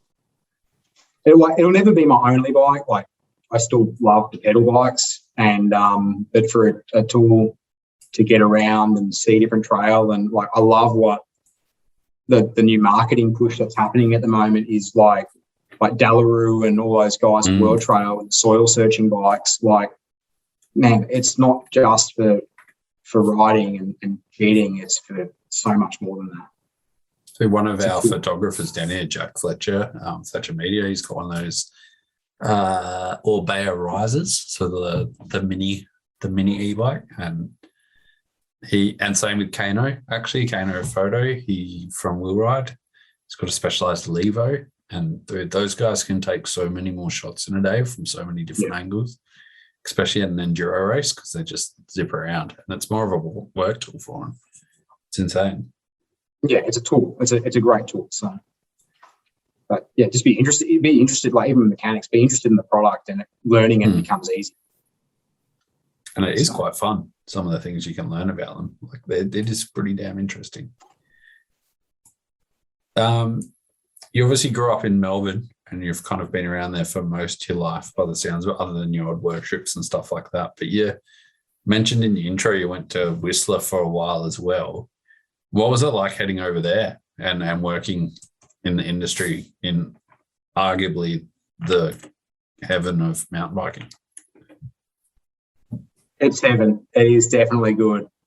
It's not good getting paid $10 an hour over there, but it's pretty sick. Like, I used to go over there on my holidays when I was at Monza, and I would go over there for like a month at a time. I'd work like crank, like I was when I was over there working the SRAM truck at Crankworks, doing ridiculous amounts of fork services and doing that. And then like you just ride, like you finish and you go do laps. And I was like, I have to come back. And I went back like a few times, like 3 times after that, like every summer, like took my annual leave and just spent all my money, rode a lot. And then I was sort of at a part of my life where I was like, I can go back. I could kind of quit my job. My lease is up in my house. I can, all the stars aligned, and I got a bit of a nudge, and it was like, let's do this. So I got to working like a holiday visa and working with work visa, not a holiday visa, and sort of teed it up that one of my good friends that I grew up with is a mechanic at one of the shops over there, and he was staying in Melbourne or Adelaide that year, a guy called Trev, and he goes, well, do you want to take my job at the bike shop over there for the summer? And I jumped on the opportunity and did it. And over there, it's a different way of life. Like everybody's there for the same reason you are. Everybody's there to, and it's not just riding and stuff. And like, it's about being outdoors, and it's not about what you do for a job. Like it's about, hey, like we're going to go to the park or we're going to go ride this trail and stuff. So that was the best part about, like, definitely the best part. Like you just with like-minded people and riding the best shit in the world. Like you could just ride jumps all day. We're like, oh, we're going to go ride steep stuff. Like we'll go ride steep stuff all day. And I think probably the most important thing over there, like you're living in a village, and it's that sense of community over there. Like that was really impressive. And like we didn't have a car, and you didn't need a car. Like it's a bubble. Like like everybody says that term, like it's a bubble over there, and it is. Like you don't need anything. Everything's self-contained. Like the other thing that I learned was like when we worked at this shop, there was one dude, like we all kind of sounded each other out in the first, couple of days. We have some meetings and we're going to go do laps, and like everybody's kind of sounding each other out. And we had one guy who used to ride for Kona with us. Like, okay. So he's probably going to probably go first. And then there was like a couple of dudes from, I think they worked at some shops over at WA and stuff, and they're all over here. And they're like, okay, they're going to be there. And then there's another dude there, and he was wearing like the old Giro helmet or something, Bell helmet. Like it was straight, and he was riding one of the original like demo 8s that, and it was straight out of like the Collective or like mountain bike movie. I was like, and he had like his trail bike that was like, and like he just looked like a Joey or whatever it was. Like he had this old clapped out bike that he looked like he bought secondhand. He had this old helmet. He was riding in like t-shirts and like probably just Vans or something like that, like no gear. And I was like, okay, like we'll let him go last. And he smoked all of us. Yeah. Like absolutely tore us apart. And then later on he goes, oh yeah, bro, like I used to be sponsored by Specialized like 10 years ago, and like he still had all his stuff and used to do all and like this guy now, like you never judge a book by cover. It doesn't matter what you ride. Like you could go out with a heap of newbies and we're like, we're just gonna ride. And like no one cares if you're slow, no one cares if you're fast. There's no ego over there. You're all there for fun. And that was the most important thing, like living simply, not just having fun, taking that ego, like leave your ego at home. Doesn't matter who you are, we're here for fun. And that was really, really important. And that put a lot of stuff in perspective about what I wanted out of riding as well. Like I just enjoyed that environment of no racing. Like if you raced it, you paid $2 and you got like a beer and a burger at the end. Like that was sick. Like, yeah. And like, but some of those people were like still some really, really good friends, and we're all doing pretty cool stuff. Like that guy that absolutely smoked us on those clapped out Specialized. I think he now works for Raceface over in Canada. Like, bikes just takes. Yeah, it just doesn't matter who you are. You can just go anywhere with a bike on any bike. So you can, like even now, like my bikes that I have, they're quite old. I haven't had a new bike for a while. I still get around on a few season old bike, and I don't care. Like it's not as important. Like back in Monza, like I built some ridiculous bikes, like dream bikes, like pissed away all my money living at home sort of money bikes. Yeah. And now I just whatever, like I don't care if it's got a basic crank on it. Like I'm fussy about suspension a little bit, but man, the middle level brakes and alloy rims are fine by me. Hey, like, it doesn't matter what you got. You're having fun. That's it.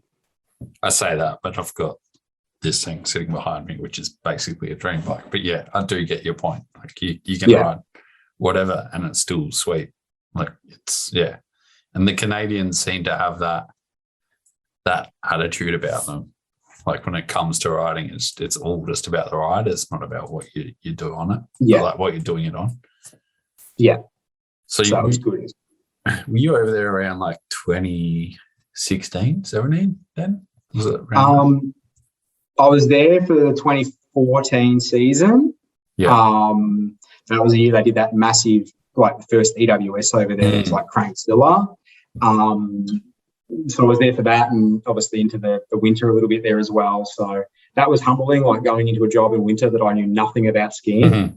Yeah. And so like, yeah, it just puts everything in perspective. Like it's good to be a nobody. It's really good to be and know nothing and just be like, I've got to learn.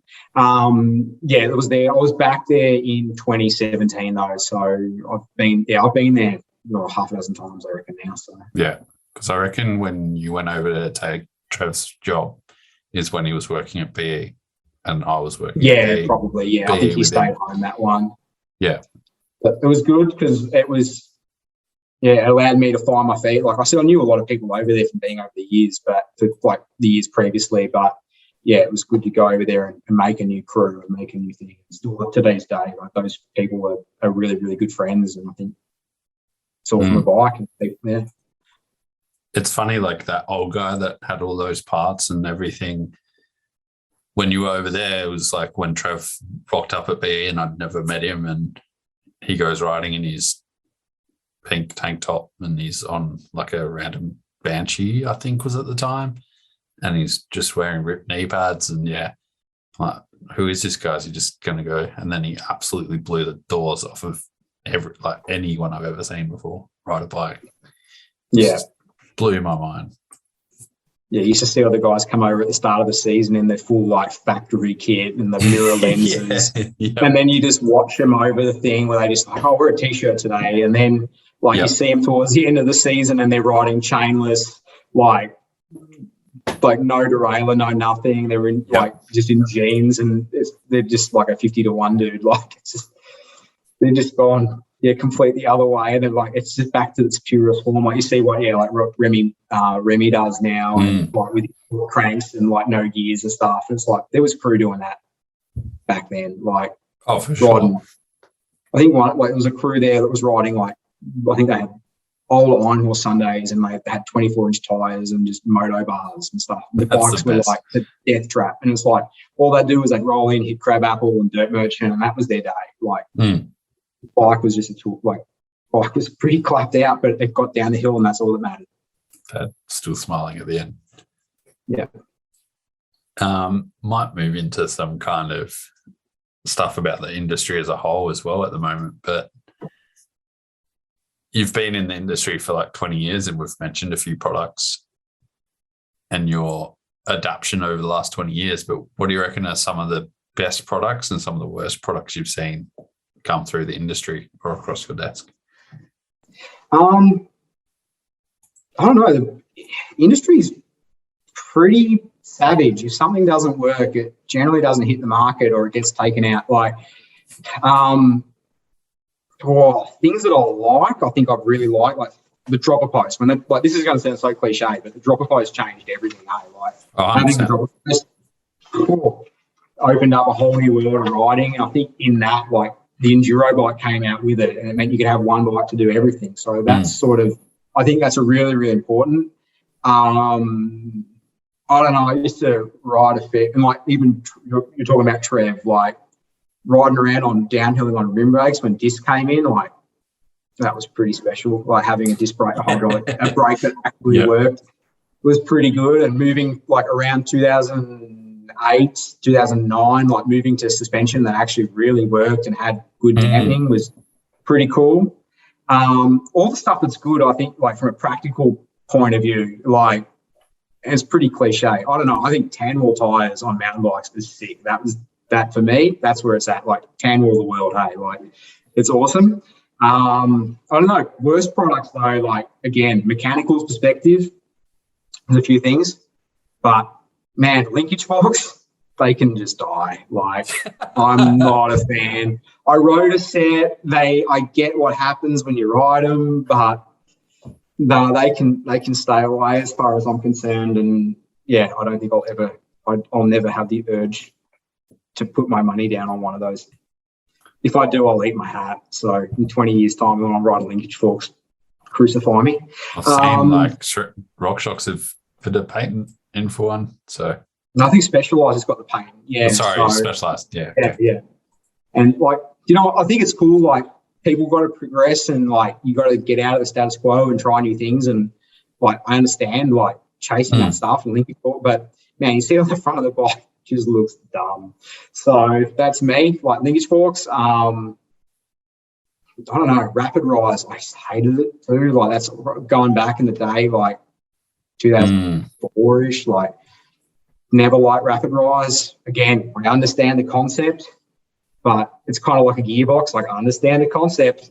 Communism works as a concept, but gearbox don't work. Like that's like it's those sort of things. Like you've got this idealistic kind of goal product and it should work and you want to love it, but it just doesn't work. They're probably the stuff, things I don't like. Gearboxes could work. They have a future. Yeah. If done properly. If it's done properly, but until it's done properly, I'll just keep using my normal gears. It seems to work pretty good for me. I don't know. I think with that, like the bikes have like escalated pretty quickly. Like we had 9-speed for years and then it's gone 10, 11, 12.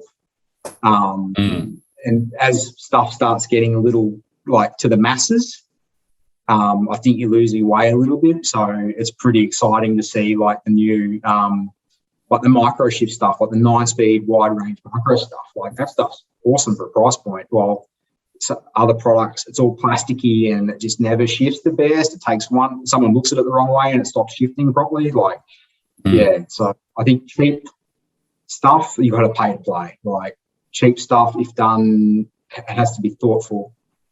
12-speed plastic doesn't work.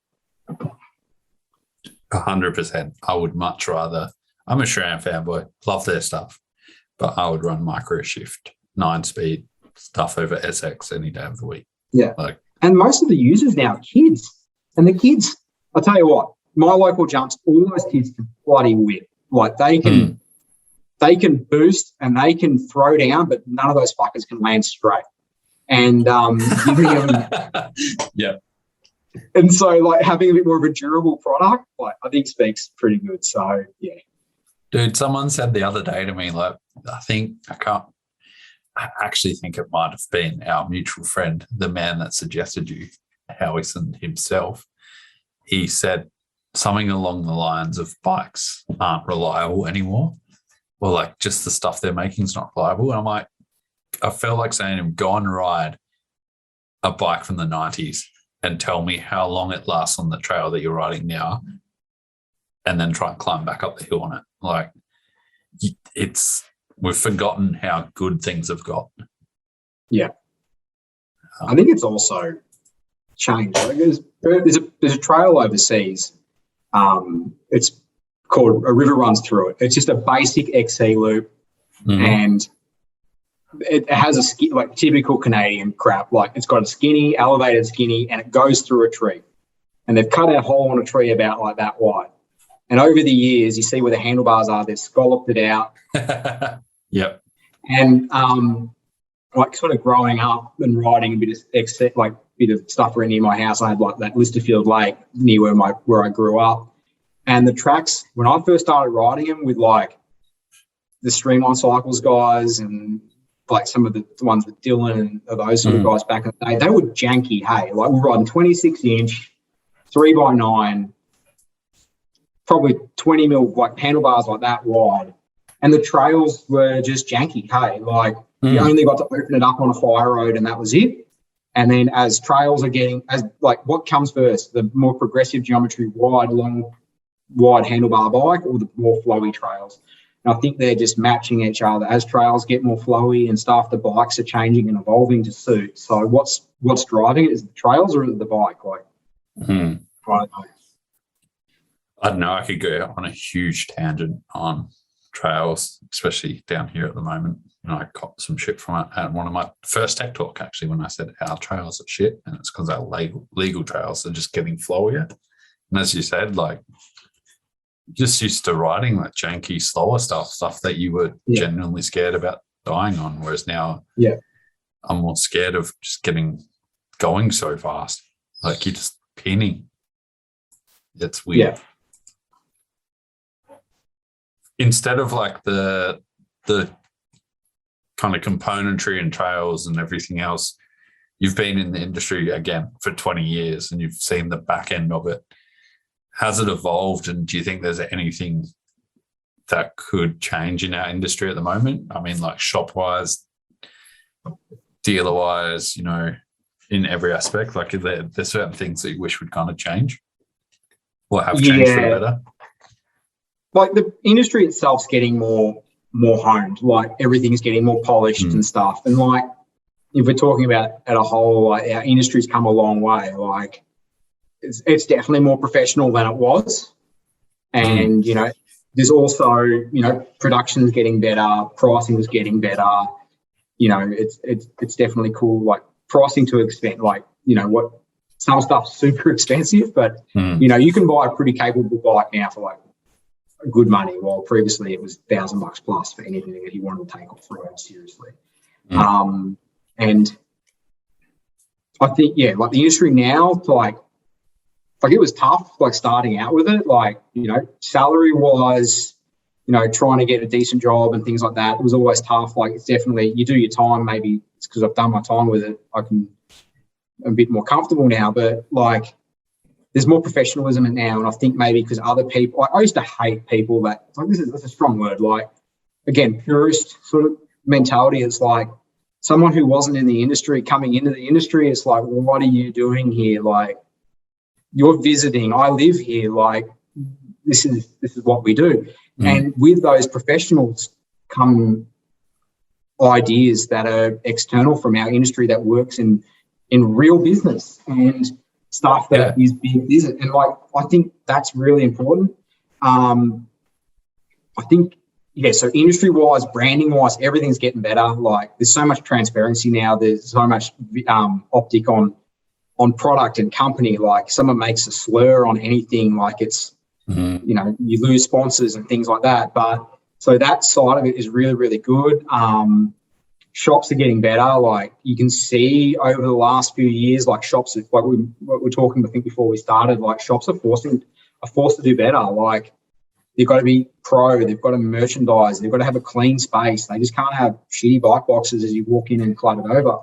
But I think the big area that we need to improve is mechanics.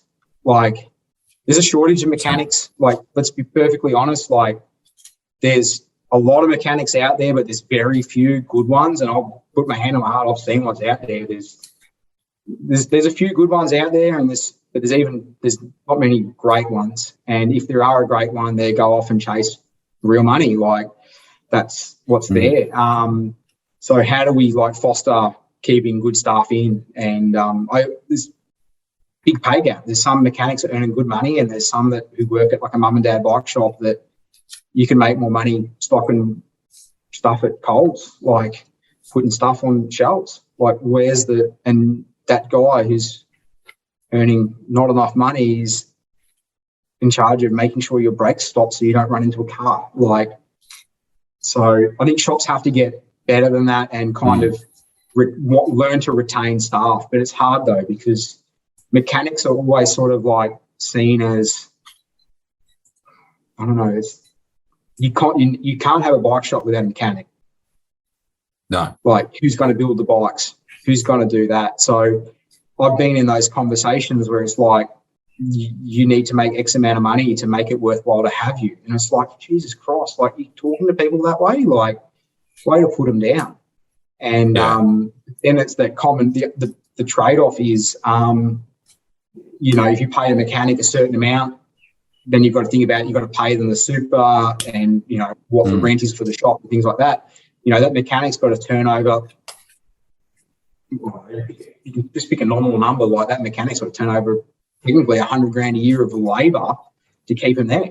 Yeah. Like, how many mechanics? Well, there's very few mechanics that actually do that. By the time you throw in free services, warranty build-overs, and the owner is just looking at the bottom line, going, "It costs me money for you to be here," but really it doesn't. It's a number that they're never going to hit because of the cost of the business. So mechanics are not really respected, I don't think. But there's no standardisation. Like, there's no qualification to work on a vehicle, and like, this is people who commute to work, that's their livelihood, you're fixing their stuff. Like, should you be qualified to do it? Well, if you're qualified, you're probably going to be paid more. Job's not worth that. It's tricky, but it comes with standardisation as well. Like, there's a couple of good mechanics out there, and a couple of real good ones, and I reckon they struggle to get what they deserve. But I know, like, for example, I had a mechanic that worked under me, and he was, how do you pay him? Like, he could do stuff that I couldn't do. Like, he was an inner city. He actually has a shop now in Fitzroy, of all places, so a bit of a hipster sort of guy. Like, yeah. But man, you give him a internal gear hub, kind of like Sturmy Archer or like roll-off hub, and he would pull that thing down. He would know that inside out. And you can have that. Man, that scares me. But I would go, "Can you please service my forks?" And he'd just go, no. Like, it was a dark art. But how do you quantify what he knows as a skill set versus what I know as a skill set, and how do you come up with a mutual sort of pay on that? So there is a few things happening in the pipeline that I've heard about, trying to, like, people tried it previously, but like some sort of accreditation system. And, you know, there's rumours of like SciTech and stuff coming to Australia. I think that's great. Like, put everybody on a skill set, like a level 1 mechanic who can do this task, and this task. Yeah, they get paid. Yeah, and foster development and stuff, and make people lift and make people earn what they want to earn, because like, that wheel building's gone. Why is that gone? Same reason half the good mechanics are gone, and they're now doing apprenticeships and earning real money.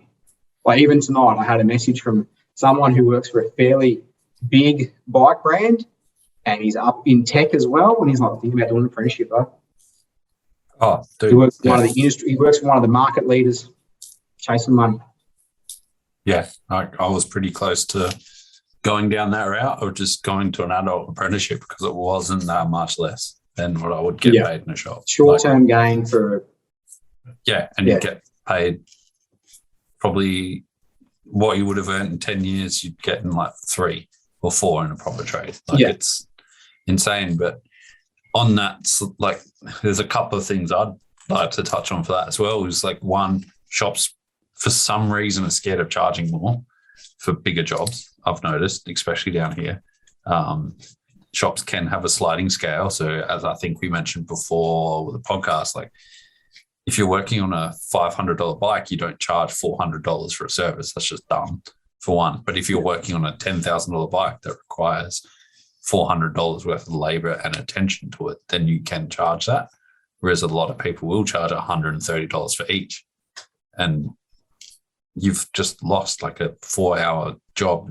You charged $130 for it. Like, I don't see the point in that. And then on the apprenticeship side of things, there is a certain chain store in Australia that I know of that is got apprenticeships out there advertised. They pay on jobs done, and they're getting led by mechanics that have no skills and have been brought up in that shop. So does that apprenticeship relate to anything? Because, you know, they might not be getting trained in the right things. So, you know what I mean? Like, yeah, I totally get what you mean. Like, it's that perceived job worth. Yeah. And like, you know, then like working in a shop, it is busy. Like, it can be busy, but it can also be cruisy. So, you know, how do you boost productivity? Well, you make them hungry, and you pay per job. And like, that's gone on previously. Like, not just that chain store. There's plenty of bike shops that would pay bike builds per build. And you just watch these mechanics, just like these kids just fight over the easiest bike to build, and no one will build a kid's bike with training wheels. Like, it happens. Like, it really, how do you motivate your staff? Like, I've paid mechanics good money who are rubbish and lazy, and they would do a couple of jobs a day and it would be pretty average, you know, and that young junior guy would do a better job for less money. So, like, I think there needs to be a skill set thing. Like, you're right. Like, you know, that apprentice is going to grow, and as long as his wage goes up as he learns more. But if you have that apprentice working on stuff outside of his realm and taking forever doing it, that's not a really good way of doing it either. So, yeah, I don't know. It struck it, that pay thing, and like, I would love to, definitely standardize a lot more of like mechanics' wages, because, but not just giving people more money because that's what they want and that's what a lot of them expect. And especially like you have like where you're located can also determine, like, there's some brilliant mechanics in rural areas you get paid nothing. Yeah. And I was that guy when I started at a bike. Like, maybe why I'm still here is because I like to get hurt. And like, my first bike shop, I first worked at, like, for a very short amount of time, like, I was getting paid. I thought I was getting paid, like, I was 17, working full time. He's like, we'll pay you as an apprentice or a trainee, and you give me $250 a week cash, like $250 a week. And then I came around at tax time, like, hey, like, I'm here to get my group certificate. He goes, oh, we're never paying you on the books. Yeah. And it was just like, that's the standard. It's the industry we kind of work in. So, the industry, and there's plenty of cowboys out there still doing it, and we need to get better with it. And, you know, 100%. Making some sort of standard, making some sort of not say regularly borrowed. Like, we've got the bicycle industry in Australia, and he's doing what he can, but you know, having some structure to what a mechanic can do and what they get paid as a result, to bring everybody up to a level. Because, like, I can tell you, like, in Melbourne, there's guys getting paid, like, I'll disclose money a little bit, but like, there's mechanics getting paid like minimum wage full time fixing bikes, and there's other guys, you know, the suburb across on 100K plus, like, like, there's such a range. And like, you know what, it is business, and if you're worth something, don't settle for anything less. Like, but there's got to be some sort of baseline, and there's not. But it's not always about money as well. Like, one of my favorite jobs was working with like this family store, and I would never ever ask for any more money because it would just send them bust, like, or that farm. Yeah. But it was a sick job, and I got to work on some real quirky shit that taught me a lot. Yeah. So and like, if you want to go work for a company like that, that's fine. But, you know, like, you find in those situations that there's a lot more give and take in those things. Like, oh, you know, I'm going to skip off early and go ride. They're generally like, those small stores are like, yeah, we get it. Like, that's fine. So yeah, there's less give and take in those higher end situations. Yeah. Do you remember? The house always wins. Do you remember those things called 8-hour days? They were good. What do you think about the sport and racing in Australia at the moment? I mean, obviously we're in a bit of a weird spot because of the big C, but what are your kind of thoughts? I mean, you've been around racing in the industry for a while. What are your thoughts on the sport as a whole? I think it's, again, like, it goes both ways. It's like, it's coming into a new age again. Like, we have so many more people buying bikes, and like, COVID has just amplified the amount of people who's bought a bike. There's so many more people on trails. Like, it's incredible. It's legitimizing what we do. Like, you know, like, previously, like, I had my high school reunion a long time ago, and they're like, what do you do? And I was like, oh, you know, I work with bicycles. And they're like, so I work with bikes, I said. And they're like, oh, like motorbikes? I was like, no, like bicycles. And they're like, oh, the thing you do when you like kids' bike. And I was like, yeah, that's it. But now, like, you can walk into a room and people go, oh, yeah, I know what a bike is because I bought one over COVID. I get it. And so with that, we've got more people on bikes. And with that, there's more visibility of bikes. So there's, like, bike parks are going in everywhere. Like, yeah, you've got trail building companies popping up everywhere. New stuff in the pipeline, like Warburton and Medina and stuff's going off. Like, you're getting so much more accessibility to trails. So for me as a rider, like, that's cool, because previously we had to sneak out in the woods and hope a ranger wouldn't catch us. And so now it's a little bit less like smoke and mirrors. We've got cool places to ride, but and then economy of scale, like more bikes that get built, the prices will come down. Like, the more things are sourced, things get cheaper. And so that's really, really good. And, we're in a lockdown in Melbourne, and I've got like a reserve, like maybe 50 metres away. And I was always kind of like, I think at high school, I was the only guy that rode bikes, and I raced BMX, and like, I was the only guy that rode a bike. And I think I was a bit weird because I was like into all the punk music and rode BMX, and people were like, what the fuck is this guy about with his tight jeans and stuff, like, and a wallet chain? And now, like, we can't go anywhere with the thing. And this little reserve, they've now punched in like a few trails, like a little council reserve, and the trails shouldn't be there. And I'll ride in on the weekend, and there'd be 40 people there in my local area. And you go, that's an e-bike, that's a pivot, that's like, geez, like in this little tight little area, there's so many more people that ride. So the infrastructure is getting there. Like, my local trails down the road, Red Hill, they're hiring like someone to put on the books to fix trails. Like, that's sick. That's insane. That's sick. Trade-off, though. Big trade-off there, though, is trails used to be pretty gnarly, hey? And there's been I wouldn't say shit, that's going to get you in trouble.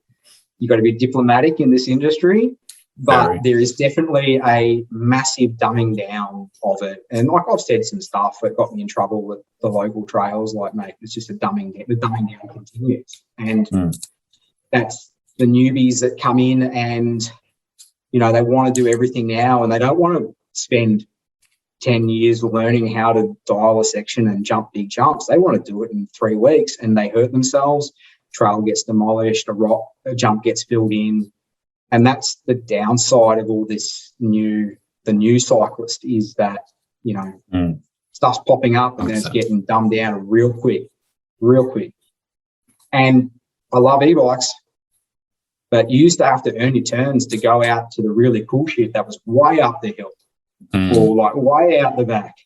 And now the e-bike stops that fitness gain, like the fitness limitation, and also gives, like, people can hit stuff way quicker and get themselves in trouble a lot more. So, yeah, it's good. I think we're in a bit of a teething situation right now, but it's good. More people on bikes is good. More people on bikes is really good for us in jobs as well. Like, that's selfish and maybe a bit capitalist, but it's true. Like, more people on bikes, the better. Like, it's what I've always wanted. People to see I'm not weird. This is actually pretty fucking cool what we do. Like, it's pretty fun. It's the most fun you'll have with your pants on. And then you've got the other aspect of, stuff's getting dumbed down because it is made for the masses. Things are getting saved. So, that's two sides of the same coin, I guess. Yeah, I feel like, again, it can come down to shops or the industry or marketing or whatever, but no one kind of informs people about progression. Like, they see you go and buy this $10,000 sick bike, and they see the marketing and some dude's ripping on it, and they go, sick, I can do that, so let's go do that. And you're like, you've got to progress. And instead of building trails, like, I think Bear Creek did it really good. I think Medina's really good for doing it because Frenchie and those builders understand it. But there's no progression on a trail. It's all easy or hard. There's no, especially here, it just seems to be, let's just make it easier for everyone. There's no progression or anything. I don't know what it's like over there, but instead of having like a small jump lead into a bigger jump, or make things, progressively harder. Or beelines don't exist anymore because the whole track is now a beeline. Like, it blows my mind. That's my rant. It's definitely, it's totally fair. Like, that might be, society in general, like that kind of helicopter parent, they're wrapping the kid in bubble wrap sort of mentality, like everything's safe. no one wants to take a risk because there's liability and stuff now. Like, people will just protect themselves. So, you know, and then the trade-off is you build a really sick illegal trail somewhere, and then it just gets plastered over the internet, gets found, and the council comes in and takes it down. Like, or some kid who's just been riding the local legal park goes, I've seen this big jump in the middle of the woods, and then just sends it. And like, just like, there was a video of like some local dirt jumps, and the guy, like, probably the biggest crash, like, didn't even come up short. Like, he pile drove his front wheel into the back side of the landing, and like, there was like a Gwen Stefani like meme to it and everything. And like, yeah, sure enough, man, those trails gone. Thanks. Thanks for ruining it for all the rest of us. So yeah, there's a pretty notorious jump here for something like that, and yeah, people want to make it easier, and it's like, no, just chill and learn the other stuff first, whereas they want to hit this big whale tower first shot, and they don't know how to pop a jump, and they hit it at what looks like 35k an hour, and they end up in the up ramp off the whale tower, like, because they don't know how to jump, and set progressions. I could jump. Like, I grew up racing BMX and on four-cross and stuff, so I can jump. And then about 5-6 years ago, I kind of decided to destroy myself and like break my neck on a jump. That jump now is way bigger, and I'm still not going to hit it. Like, it's like, so I look at the other side of it, and I was like, this jump in these trails, like, it was pretty steep and just booted me, and I went a bit too far and went over the handlebars, and it was pretty good. And I was like, man, that trail's going to get taken down for sure, because it claimed a few people, that track. Yeah. And sure enough, man, I went and checked. I actually got goosebumps riding down it the other week, and I've got to see this warlock again. And like, man, it was big, and I was like, good. And I was like, good, like, sort them out. Hey, like, this is what you need. Yeah.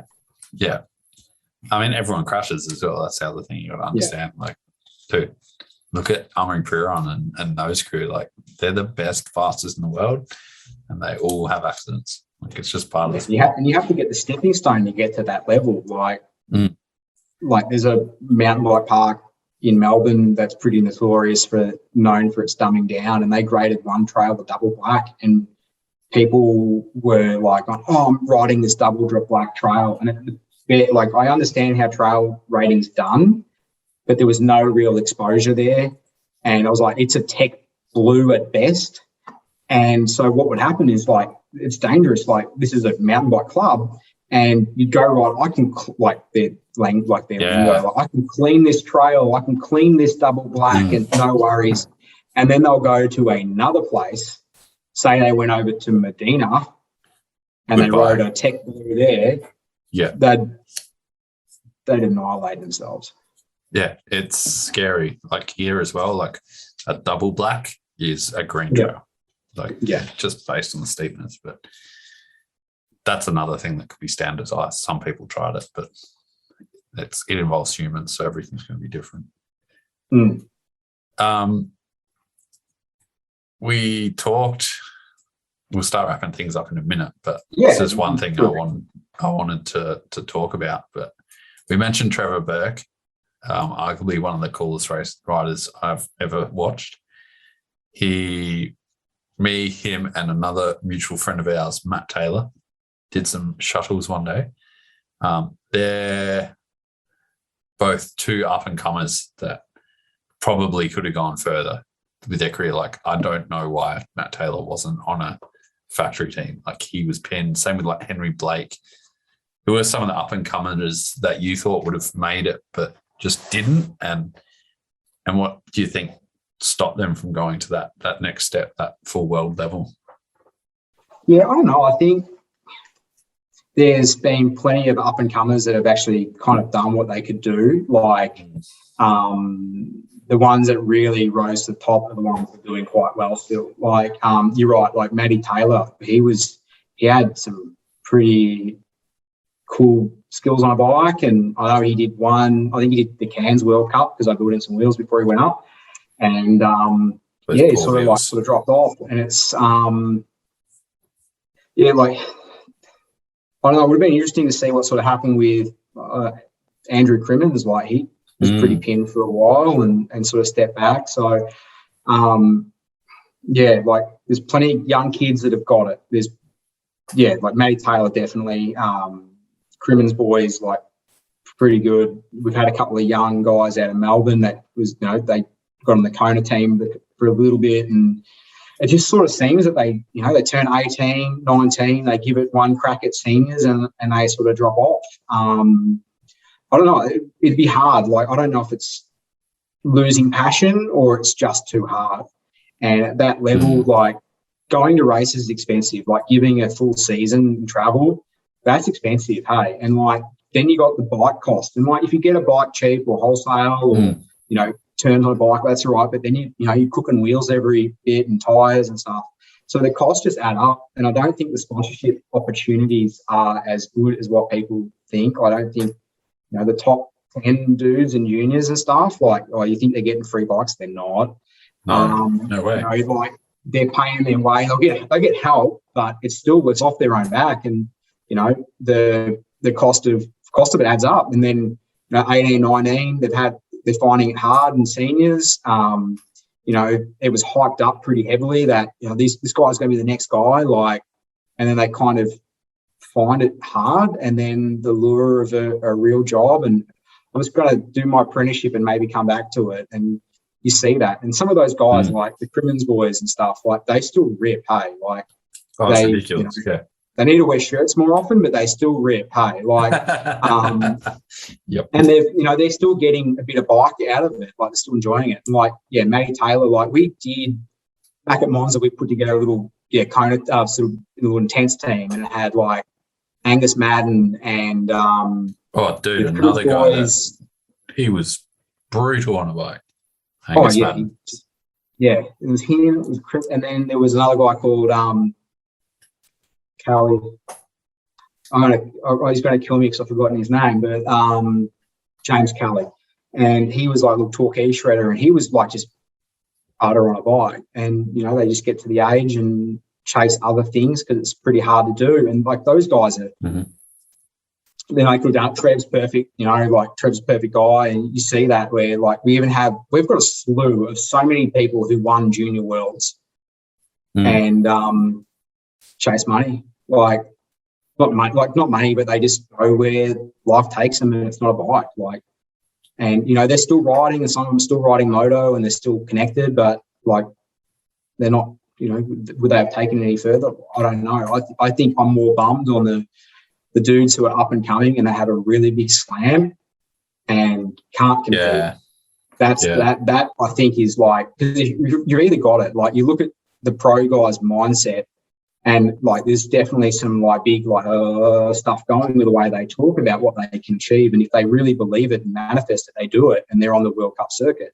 And the other guys who get hurt and plagued by injuries, and like Trev was always plagued by injuries, and he's.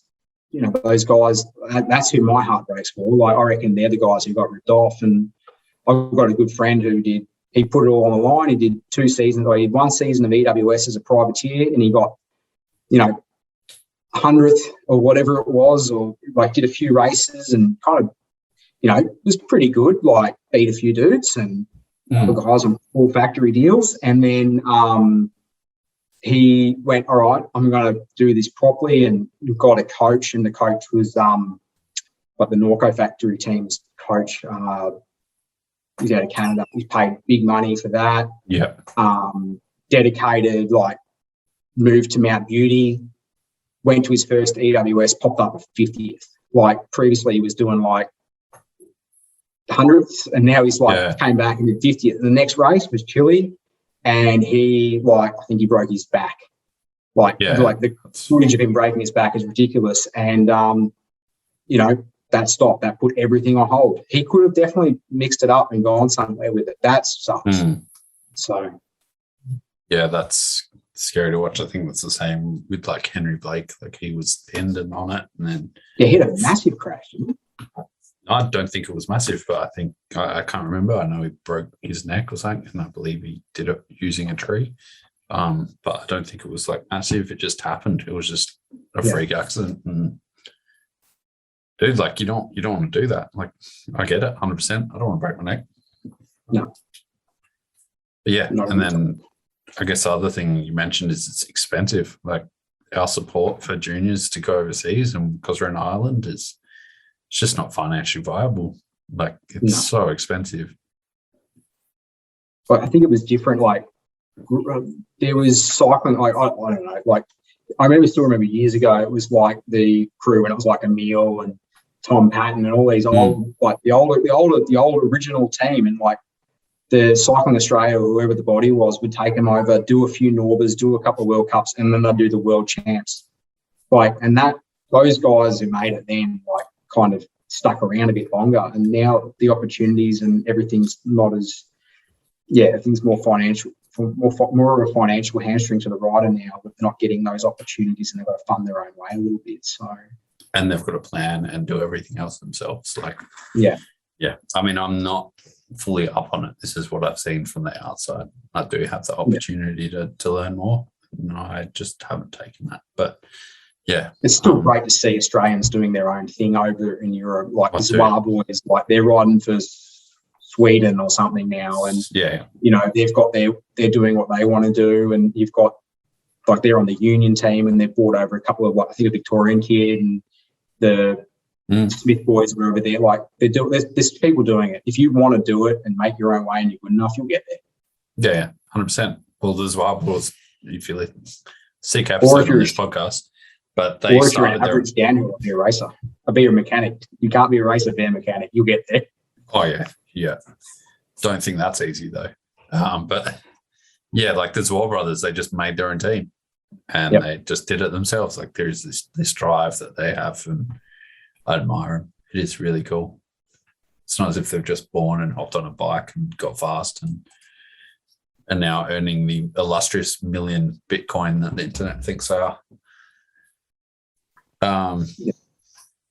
Cool. Cool. We'll start wrapping things up. Go to the last kind of few questions. One thing I like to ask everyone at the end, what advice would you give to someone, especially maybe like a shop rat or someone that's just in the industry or just starting out, wants to get into it, but wants to take that next step and become a bigger part of the industry? Do you have any kind of advice for someone like that? Yeah, it's take your time. Everything's learning. I'm still learning. Like there's things that I don't know that I've still got to pick up. So don't have that, I want to be doing everything now. Learn the core stuff. Like I've got builders who can't even tune gears and they want to move across to servicing. And it's like, you're not there yet. And you try and tell them that they're not there yet and they don't want to listen to it. Take your time with it. Learn the base and then you'll progress. And that's it. That's probably the most important thing. Bikes are tricky. Like you'll forget more than you have in your mind. Like the stuff that comes in and out of fads. Like I would hate to start being on the tools now because like there's so much stuff that's still in circulation that just doesn't get made anymore, but you need to know how to fix it. So everything's learning. Rapid rise. I had a kid stripping out cranks because they don't know how to take out an off-the-link bottom bracket. It's like, So then you got to show them how to angle grind stuff off. It's awesome.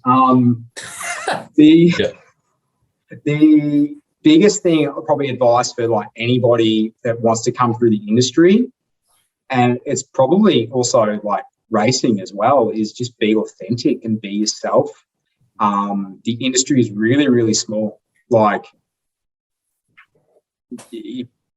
there's people, you don't know who I am, but I know who their reputation is like, and we're the guys kind of help deciding if they get a pro deal or not, or want to discount through a shop. We're just like, nah, don't do it if they've got a bit of a bad rep. So the industry's small. I always treated myself as like, even though I was a mechanic and working a thing, like, and I worked for other people, like I was a brand. Like if you're hiring me, you know what skill set I'm bringing and you know how I do a job. And so you treat yourself as a brand, and then that will build demand. And if you have like, if you treat yourself as like Phil Wood, the bike person, like, and what that brings behind you, like that's the most important thing, because you can't undo that. You can never undo that. And like that's the most important thing, is you never know, because I never, mate, 10 years ago, I never thought I'd be working for an e-bike company. And, you know, as a Grom, as a kid, like, never thought I'd be working for some of the big brands that have been around. And, yeah, you see people who have ridden for companies and, you know, they spit the dummy and they be an absolute arse. They could be the best racer in the world. And I can tell you some of them who don't have a sponsorship because of it. And so treat yourself as a brand.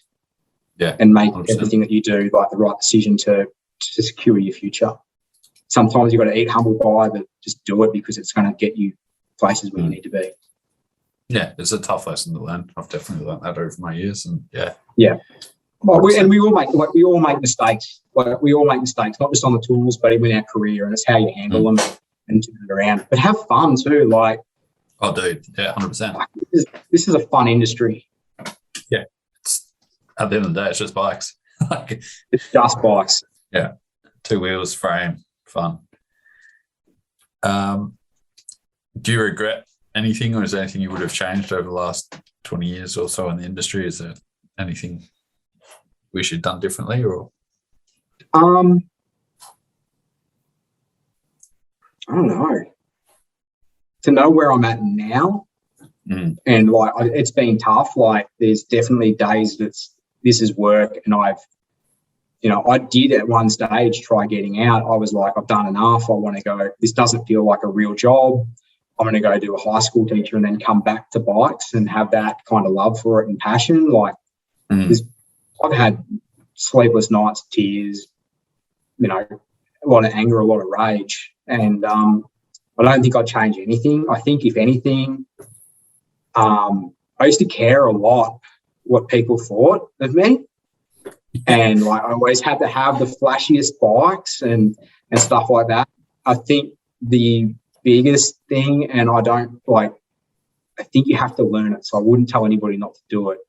Like I helped out people that has totally ruined some things in my life and like limited some opportunities and caused a lot of tension. And I don't say I regret doing that because I wouldn't have learned what I've learned. And that's the other thing. And like I've worked for some places that was pretty shit, but they might have been a shit boss or a shit company or something like that. But I haven't mentioned them in this interview, don't worry. So I'll never know. But even if they're a terrible boss, I've learned something from them. So everything is learning. Like I now know what to do if I own a bike shop. I know what to look out for. So no, I don't think I'd change anything. I think I'd just be a little bit more aware of my decisions. 100%. Yeah. You can learn a lot from other people's mistakes.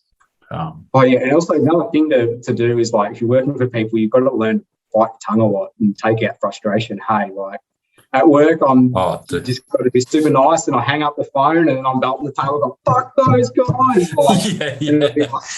Yeah. So I'm pretty, and then the phone will ring, and I'm like just wanting to like, hello, like you just got to turn it off and on. So that's a good thing you learn as a mechanic is you just got to you're on show all the time. So. I've broken a couple of phones after a couple of phone calls with a few people, and you just get over it, throw it away, and kind of have a breather. But and that's not, and you've got to suck it up because bad Google reviews worth a lot of money these days. Oh, good luck. Currency. Good luck getting a bad review offline. Sweet. Last question, always the hardest for some people. When you're having a shit day or you're lacking motivation or you need to get something done, you need to zone in, is there any music? What do you kind of listen to get motivated or hone in on something? Yeah, I'm a bit of a big music guy, so that's a good one. I like working to a cadence, I guess, and like an album that I listen to a lot when I need stuff to do. Like I know like the album goes for a certain amount of time and I need to get a job done to a task, and I can do to that. And I've had a couple of times where I've had to do frame build overs and things, and I've been on the clock and needed to get stuff done real quick. Headphones or stuff goes in, I prefer to do that instead of having it on a stereo. There's an album by a band called Brand New. Okay. It's kind of like punky kind of alternative hard. I don't know. It's a bit of a mix. It's a real, like, they were pretty hardcore-ish, or pretty emo back in the day, but they've kind of gone a bit experimental. Like every other emo band. Yeah, exactly. They've got one album that I listen to pretty much. That's a repeat. I have gone in deep into the early 2000s, late 90s hip hop sort of stuff. When I'm in my shed fixing bikes, the neighbours do hear a lot of I do have Wu-Tang Wednesdays going a fair bit. Good. Yeah. And yeah, I'm pretty eclectic. Hey, like, definitely punk sort of stuff is what I do. But when I go riding, it's